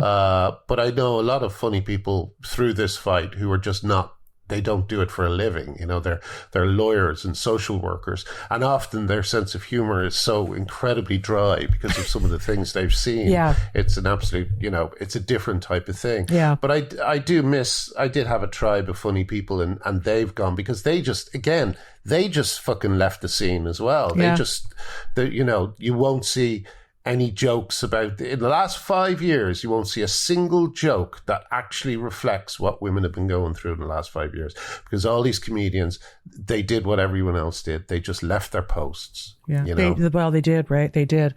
So I just want to move into I think it was your first piece in the Daily Mail. Mm-hmm. And you kind of did this. It was really great and brutal and kind of surgical. You went through the list of people who kind of slithered away from you, right? That you named names. I thought that was terrific. Gosh, I can't remember who I named, but like the people who I'm most disappointed with are the people who were involved in the Father Ted musical. Yes. Father Ted was my first sitcom. Yeah. And we wrote this completed musical. It was ready to go. And the one day I went in for a meeting and they said that they wouldn't make the musical unless I took my name off it. And my colleagues, people I've known for 30 years, none of them raised an objection, And so that's pretty devastating. And I just thought, well, I'm not going to name absolutely everybody who turned me in, even though, the list is much longer. But I will name these people because some of them were fundamental to me becoming who I was, Yeah. My writing partner, Arthur Matthews, my friends who I knew around that time, Neil Hannon, a brilliant songwriter who's with a band called the Divine Comedy. These guys formed my character, and for them to betray me, I just thought, there's no way I can't write about it. It's too fundamental a betrayal to not mention. But even then, I tried to go. I tried to be honest and say that how much I love them and what their work has meant to me. Yeah. But it's just disgraceful cowardice on their part. Absolutely disgraceful. I still can't get over it. Big sigh, Yeah, right? sorry. Yeah. No, I know it's these things are, there's almost too much of it kind of revealing itself. We're let down so often by people when we see the reality of the kind of lack of courage. It reminds me of when Salman Rushdie was stabbed in the eye at Chautauqua, or whatever that place is in New York, about 4 years ago. Yes. He was that rushed. 4 years ago now? I think so, because it was a live performance, so it had to be pre-COVID, right? It had to be. I guess, yeah. And nobody, I was like, okay, where are all the big writers? Like, why are we still afraid to call out the fatwa because it might be Islamophobic? Because, are we still not doing that, people? That's another thing I put in the book is the outrageous response to the Charlie Hebdo massacre. Yes. That started, there was 5 minutes where people were mourning the death of these people. And then that 5 minutes ended, and mostly from America, this kind of wave of hot takes came in saying that these people were racists, that they were right-wing. None of it was true. It was an anti-racist paper. They were left-wing cartoonists. There was 2 Muslim people killed in the attack, a policeman and a copy boy who was working at the magazine. They were completely ignored by these commentators. And then when there was a pen gala held, I think, to celebrate them or something like that, I can't quite remember exactly how it went, but people like Peter Carey and Michael Ondaatje removed themselves from it, in protest. And it's like, why are you it was already at that stage, which was, God, the Charlie Hebdo massacre must be about, I don't know, 10 years, 15 years now. Yeah. It was at that stage that I first began to see how a kind of a dishonest narrative can spread and infect not just idiots, but some of the smartest people around. You know, I loved Peter Carey as a writer, and I loved Michael Ondaatje. Me too. Yeah. And they just kind of let everyone down, you know? Well, it is. I think the key to it, Graham, is that if you wrap censorship and self-centeredness in virtue, it makes it more palatable, right? Like, it's hard to speak out, especially where Salman's concerned, because there was real violence. Will they come after me if I speak out? Will they do, you know? It does require that people step forward in a really obvious way. But because now if you do it, you're Islamophobic or whatever, you know, if you speak out against the trans, you're transphobic. Like, this is actually it's a perfect weapon against an artistic community, because they're also afraid of being told they're not good people. You know, they're not, right? It's a character trait. And it's reflected by the state of art at the moment. I think the last 5 years have been a real desert. I know. In terms of, you know, what would you say is a great film produced in the last 5 years? What would you say is a great novel produced in the last 5 years? You know, I mean, they may exist. I'm an old guy, so, you know, I'm not entirely ear to the ground on most things, but you tended to see certain things kind of, you know, capture the public imagination, and that doesn't seem to be happening anymore. No, I don't see many artists coming up. Do you know what I mean? It's all muted, and I think that probably there's a lot of self-silencing going on. But I also think, if I can say this about the COVID thing, my friend Jeffrey Tucker, who runs the Brownstone Institute and has been writing brilliant things about what happened within the culture, he was as depressed as I was. We were both, like, really, it was dark. We were dark. And he said to me in an interview a couple months ago, he said, well, I finally got to a Mahler symphony in New York, which is way not me. Like, I understand classical music, but I don't really pretend to like it. I'd much rather see Tears for Fears or somebody like that. Yeah, sure. But we have the same response. We're both people who love music, and music is really spiritual for us, regardless of what it is. And he said, I was able to take in Mahler and love it. And he said that during the COVIDian times, he shut that part of his brain down, partly due to isolation and partly due to the messaging and partly due to the fear and all the other stuff. And the same thing happened for me, in that I listen to music every day. I sing and dance and act the fool and can weep over the right chord on a Gibson guitar. Like, I'm wired that way. But I shut that part of my brain shut down during COVID. And when you say, yes, it's really interesting. Ask people about it when you're out at your next dinner party. But I think it's true, because the arts, I mean, Oppenheimer was like, okay, and probably needed given, you know, the world we live in now. But I feel like maybe the artistic part of our brain is not firing because of what we've been through. I think that's a good way of putting it. Absolutely. And but also there's no appetite to, I mean, you know, I don't know if you ever heard of there was a UK playwright, her name was Sarah Kane, and she wrote extremely brutal plays that are very, very difficult to watch. And she committed suicide. I'm pretty sure she committed suicide, because I don't think she ever recovered from the reception of her first play, which was called Blasted. Yeah. And it's a play that I would never go and see, you know, because I've read what happens in it, and I would not be able to take it. Okay. However, I've always felt good that there were people like Sarah Kane out there who were pushing these boundaries and who were saying the unsayable to see what happened, and to make beauty, like there's a beauty apparently in her play Blasted that is there at the end of the play, to make those moments more felt more keenly by the audience. She puts them through hell to get there, you know. Now, could that even happen now? Could a young playwright come out and say anything with that level of confidence about where they are in the world and what their work is saying. Because, like, at the moment, the kind of narrative is so incoherent and confusing that how do you even address it, you know?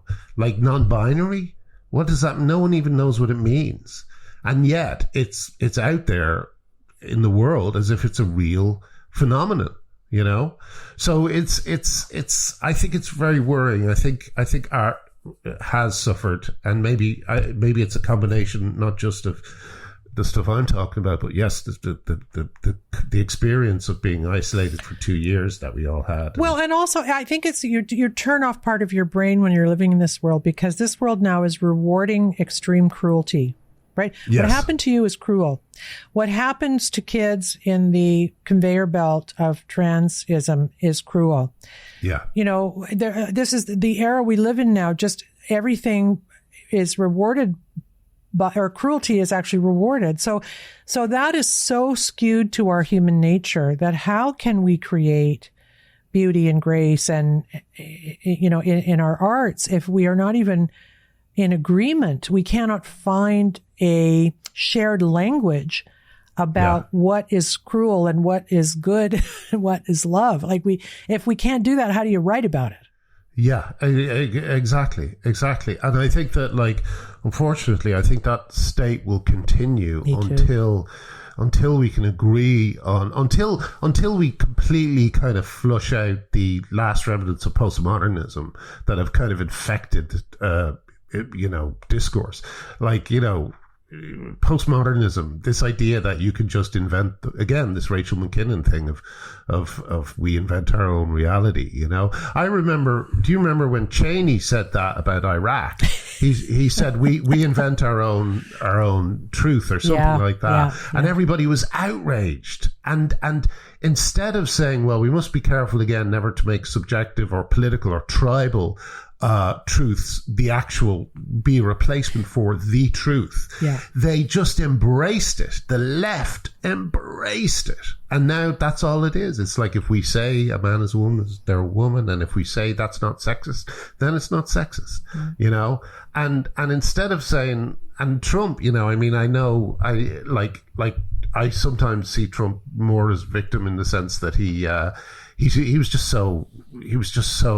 it was just such a bad idea for him to run for president. You know, it was just like, I think he ruined his life by doing that, you know? Yeah, I think he did. I think he did, yeah. Yeah. It was like a huge mistake. If you, like I was saying the other day, I do this podcast, and I was saying the other day, if you look at every comment by someone who supports gender identity or whatever you want to call it, gender ideology or trans rights or whatever it is, you notice that they all have replies turned off. Yeah. Because they simply do not care about your input. Well, and they know I think on some level they know that they are arguing bullshit. So yeah, they just can't be challenged. They don't want to be challenged. It's extraordinary, absolutely extraordinary. So I know you got to move on, but I do have two quick questions, and one of them is about David Tennant, who I worshipped in Broadchurch, and I do feel that the last episode of Broadchurch is one of the finest hours of television ever made. Oh. I must watch it. I haven't seen it myself. Seen it? Oh my God. Well, you got to do it. You got to do it. It's like the most amazing. I sometimes just turn it on and say to people, look at that acting. Isn't that the best thing you've ever seen? Because the unthinkable happens, and it's hard to know how to, it's unthinkable. It's the worst thing ever. So do you underplay it? Do you overplay? How do you, it's just brilliant. Sure. So I love them. But he's been like not your best friend on this, right? What's happened with him? Well, he wore a t-shirt saying, leave trans kids alone, you freaks, and that annoyed me, because anyone who uses the term trans kids, I think is setting kids up for surgery, for a complete lie that's been sold to these kids that they can change sex. And I do think that telling children they've been born in the wrong body and saying that, you should keep this a secret from your parents, it's grooming. It is grooming. So I called him a groomer, which was probably a mistake. But he just annoyed. Like when to wear a t-shirt saying calling us freaks because we oppose medical interventions on children I thought was outrageous. So, yeah. And this wrecks everything. I lost my agent because of it. Oh, yes, right. Because he makes more than you, I guess. You were number 2 or something. Yeah, I read that. He makes much more than me. Much more. Like the difference between something and zero, you know? So, you know, but, you know, I wasn't really getting much work in anyway. So, it's turned out okay. But like, but, you know, I don't know. The problem is these people will not engage with the debate at all. Yeah. So they wear T-shirts, insulting T-shirts, and they act like they are the kindest people in the world. And yet we know that they're setting children up for a shortened life, a miserable life. Yeah. Unfortunately, as I say, they're the ones making the money, you know, so... Well, and you know what? It's kind of wrecking it for me because people I admire in the arts are behaving badly, and now it's going to affect how I view him in his next performance, right? Last question. We'll leave on a note of uplift, I hope. So, Graham, I know that someone did apologize publicly to you, and I read the apology. I was quite moved. It was unreserved, it seemed. Yes, it was John Boyne. Yeah, tell me the story and how that happened, and what was your response when you read that? Because that is a real needed commentary on the human spirit, isn't it? Yeah, I mean, it was only a few days beforehand that John was sort of digging his heels in because, you know, we were in the kind of relationship where I was very resentful and angry at what he'd said about me, and he obviously, you know, as one would be, was probably embarrassed and you know, was reacting to being cancelled himself. They were trying to destroy him just like they went for me. And he probably, I you know, because he apologized, I really don't want to go too much into what he did, but Sure. basically we argued about it. I was resentful. And then just out of nowhere, like 2-3 days later, after we'd had a slightly testy exchange, he just writes the most beautiful apology to me. And as you say, completely unreserved. He actually says, you were right and I was wrong, so that was like a huge, huge moment for me. Probably the most significant, like, good news I've had in this whole fight, really, because, you know, he was public about it. He did it once, publicly, and then he apologized to me again via DM, and then a third time in person.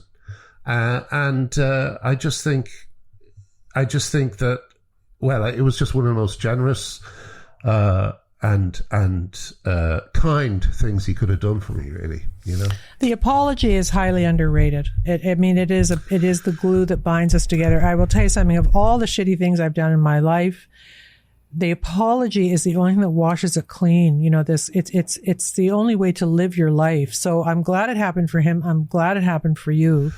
Also, can I just quickly add to that? Yes, the please. other thing about it is that I think that we all have to accept that we were all taken a bit by surprise by the internet. And we made decisions and we formed opinions that were sometimes formed on the basis of not very good sources. Yeah. You know, but they sounded good because everyone was saying the same thing. And, you know, and we don't have the time to check into everything ourselves.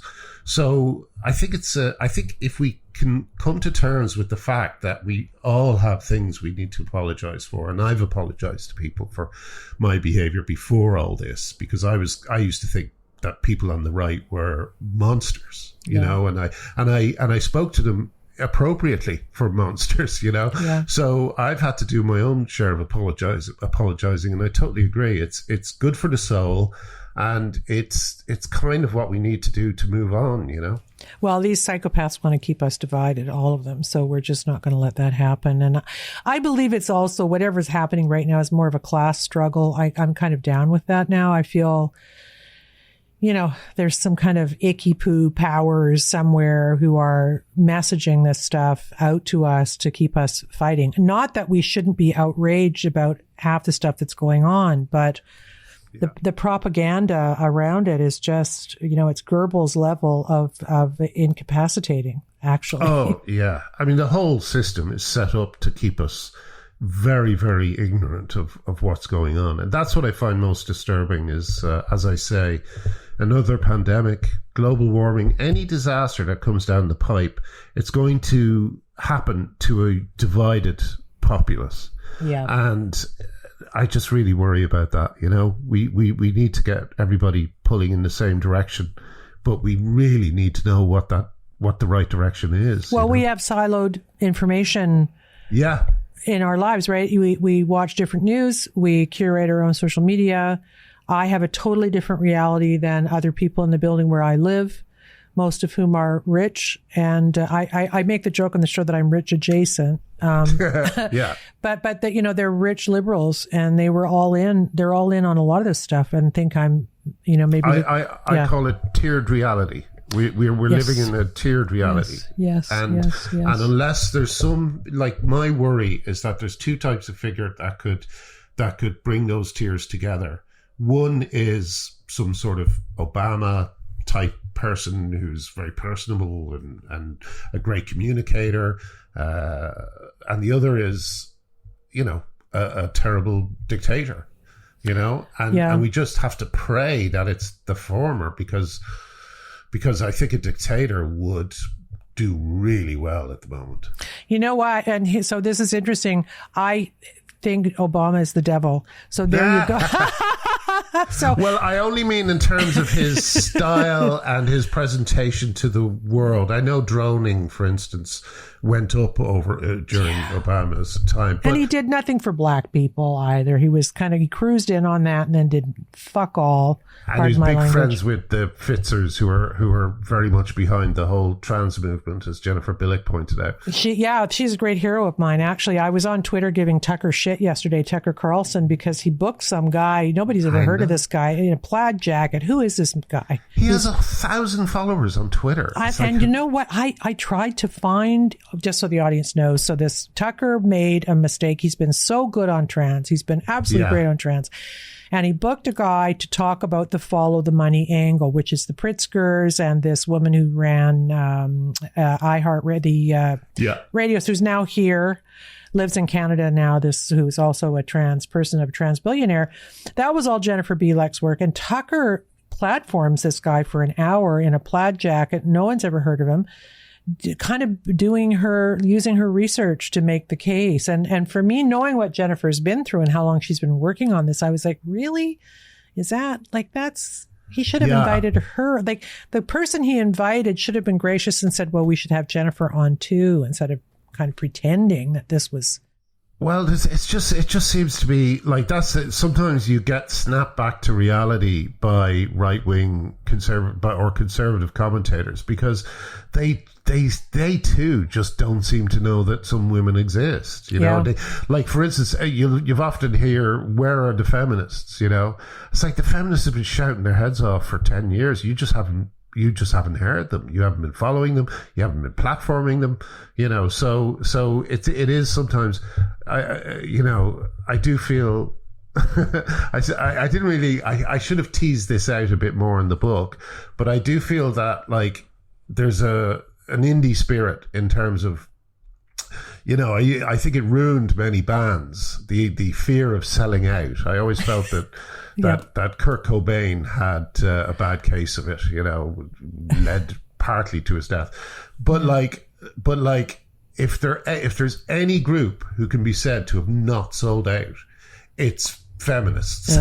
You know, it's these GC feminists. They have just been plugging away tirelessly, no funding, you know, except for crowdfunding, no help from anyone else, and yet they still do it. Well, look at Julie Bindel. I mean, she's just extraordinary. Oh yeah, just like amazing. She is a beast. She is a gangster. She is just like going right, and she was doing it way before anybody gave a shit, and they were all in danger and stuff. So I mean, Tucker is usually really good. He's had Kara Dansky on, who is and I thought, wow, like, Tucker's having feminists on. Isn't that great? And I didn't realize he had Kara on. Oh yes, he's been great. Like, this was a very, very unusual misstep for him. I monitor him very, very closely. Yeah. And this was a very unusual. I kind of feel like maybe this guy his uncle's cousin or something. I couldn't figure out what he was doing there. But Yeah. Anyway. I mean, I should also add that I'm not looking down on people who only have 1,000 followers. I just thought, when you see someone as significant, given such a significant platform, you expect them to have some sort of, huge following and some huge kind of, like a few books to their name. And I couldn't find a thing, not a Substack, not a like who is this guy? So yeah, you're right. But I'm stuck at, I think I have 20,000 followers or something, and I'm stuck there. Like I am so shadow banned right now. It's just painful. People say, gee, I haven't seen your tweets in like 2 years. Really? Yeah, okay. Me too. Yeah. And also I got one check from Twitter. Did you? Then it just got cut off. So I think I'm demonetized as well. So how did you get a check? What do you have to do to get money from Twitter? I don't know. It just one day I got 137 quid. And it was because I have a blue check. Yeah. And I got 137 quid and I thought, oh, that's nice. I guess that's just from tweeting. And then the next month, the paid time came around, just didn't come in. And I know they're demonetizing people who use certain words. Yeah. So again, they're just kind of one of these invisible things that shapes the conversation and means that fewer people know what's going on, Well, I don't think that Elon's public positions represent his algorithms, because he tweets things that are right up my alley, and then I find out that I'm being shadow banned this way. Apparently, it's all buried in the code. For some reason, they can't sort it out. So which I find hard to believe. Yeah, one of the things I say to people is I'm so cancelled that my cancellation is actually in the code at Twitter. It's just extraordinary. I can't, my engagement is always really low. Yeah, and it shouldn't be.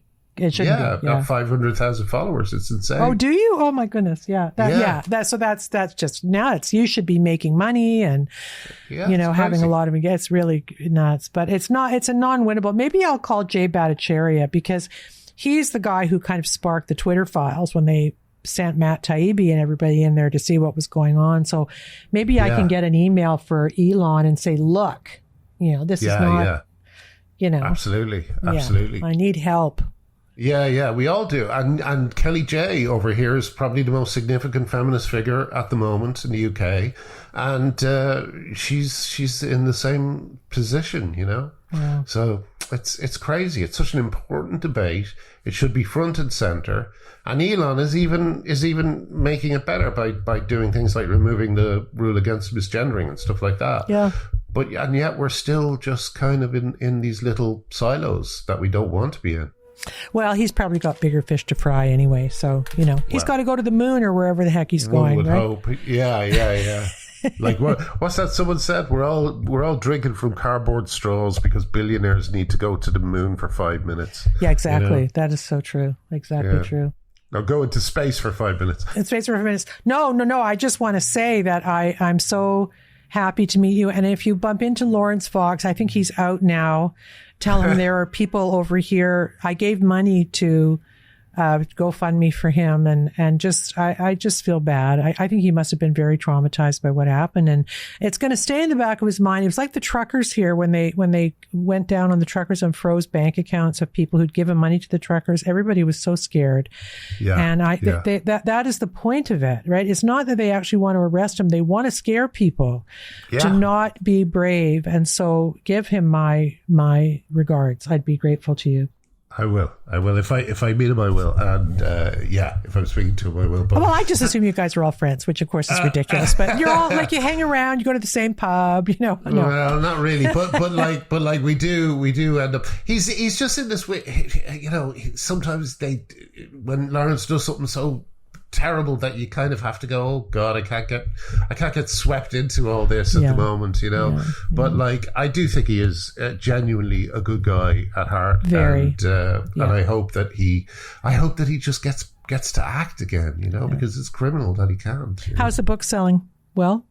Yeah, really well. Yeah, the turf pound came in and we made a lot of we got a lot of early sales. And is it self-published, or did you have a publisher? No, got a publisher, Lightning Eye they're called, and they're really good. They publish another gender critical author, Simon Edge, who's a gay man who does satirical novels about the situation. So it's good. Well, it sounds like maybe this is your way back. I hope so, and I hope this ends. It may. I tell people who are campaigning, this may end and be ended by the, we call them ambulance chasers, but I don't think that way. I've seen these liability lawyers change the world for the better. Sure. And eventually the malpractice suits, they're going to start, winning the malpractice suits. And money will say, we're just not going to do these surgeries. We're not going to, and that's how it will end. And it will end quietly, and nobody will ever say sorry to you like your other friend did. But that may be how it ends, and ends somewhat quickly. Yeah, one would hope so. Yeah. And these kids are now getting to the age where they're realizing what they've done. So, do you know Richie Tulip? Have you ever talked to him? I do. Yeah, I know Richie. He's a sweet guy. What a little love he is. I just feel so maternal towards him. He's just absolutely darling and so brave. Yeah, he's great. And Sinead Watson and Kira Bell, and there's just some really brave, brilliant kids over here. Well, I say kids, but Richie's actually in his 30s, and he looks like he's in his 20s because that's what the drugs did to him. Yeah. Yeah. He finds it really frustrating because people think he's like just this young kid, but he's in his 30s. Well, okay. Well, I guess I shouldn't be so mumsy toward him, but that's how I feel. Yeah. I can't change it. I'm sure he wouldn't mind. I'm sure he would. Anyway, so wonderful to finally have a chance to talk to you, and do stay in touch and let me know what's happening. If they come to arrest you for anything, let us know that too, so we can help. I will. Okay. And say hello on Twitter, and I'll follow you. I don't know your username, so it's at Wood Reporting. At Wood Reporting, okay. yeah. At Wood Reporting. Yeah. Oh, okay, great. Yep. Brilliant. Thanks, Graham. Alrighty. Okay. Lovely to Good talk luck to you. with Bye, the book. Trish. Okay. Bye-bye. Thank you. Bye-bye.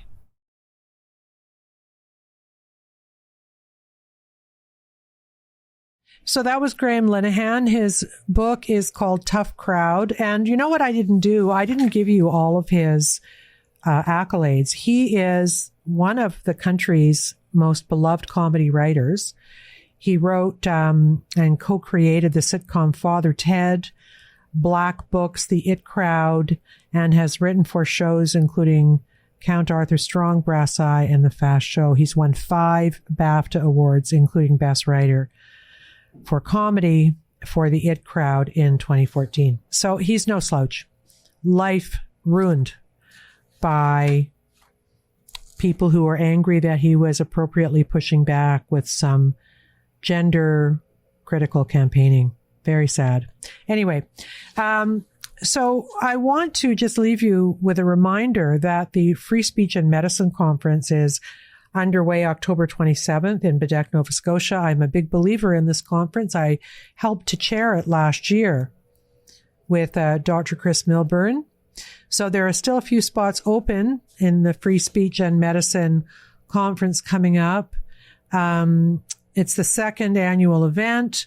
Year 1 was focused on COVID policy overreach and featured keynote speaker Jay Bhattacharya. This one is very interesting. It will revisit COVID, but will also delve into the contentious areas of transgender medicine, harm reduction, drug policies, regulatory college suppression of health professional speech, as well as getting into the deeper issues of how our brains work and why free speech is important to healthy functioning as individuals and as groups. Doesn't that sound great? Listen to the guests. Dr. Gad Saad, Ian McGilchrist, who wrote The Divided Brain, genius. Aaron Cariati, one of the psychiatrists weighing in on what happened to the culture during the COVIDian times. Why did everybody go crazy? I don't mean from the depression of what they'd done, but why were people helping to create this tyrannical kind of effect on people? Dr. Ken Zucker, perhaps the world's leading and most experienced expert in the treatment of gender dysphoria. Amy Ham, a nurse, journalist, author, and noted voice around the loss of women's rights and the current rush to preference transgender rights. Lisa Bildy, a lawyer who's been on my show, much admire her. James Manson, lawyer with JCCF and with a focus on defending civil liberties. He's a lovely chap. I know him too. Rupa, of course, she's a big friend of our show. Dr. Eris Lavranos, ER physician and newly graduated lawyer, and a force behind the Nova Scotia Civil Liberties Association, and Dr. Eric Payne, who I've also interviewed, a pediatric neurologist who paid a price for his outspokenness on COVID issues, now involved with the Canadian COVID Care Alliance. Other than Zoom presentations by Carrie Addy and McGilchrist, all these other amazing speakers will be in Badek in person, along with more than 100 attendees. Do it. Go. It's something that's kind of a once-in-a-lifetime experience to be there, to sit in the audience, hear these brilliant people, get to have a drink with them, discuss with them how they made it through the COVIDian times and how they're still campaigning for free speech. Just like our guest today, Graham Linehan. So that's it for me. Stay critical, and I'll see you next week. Bye.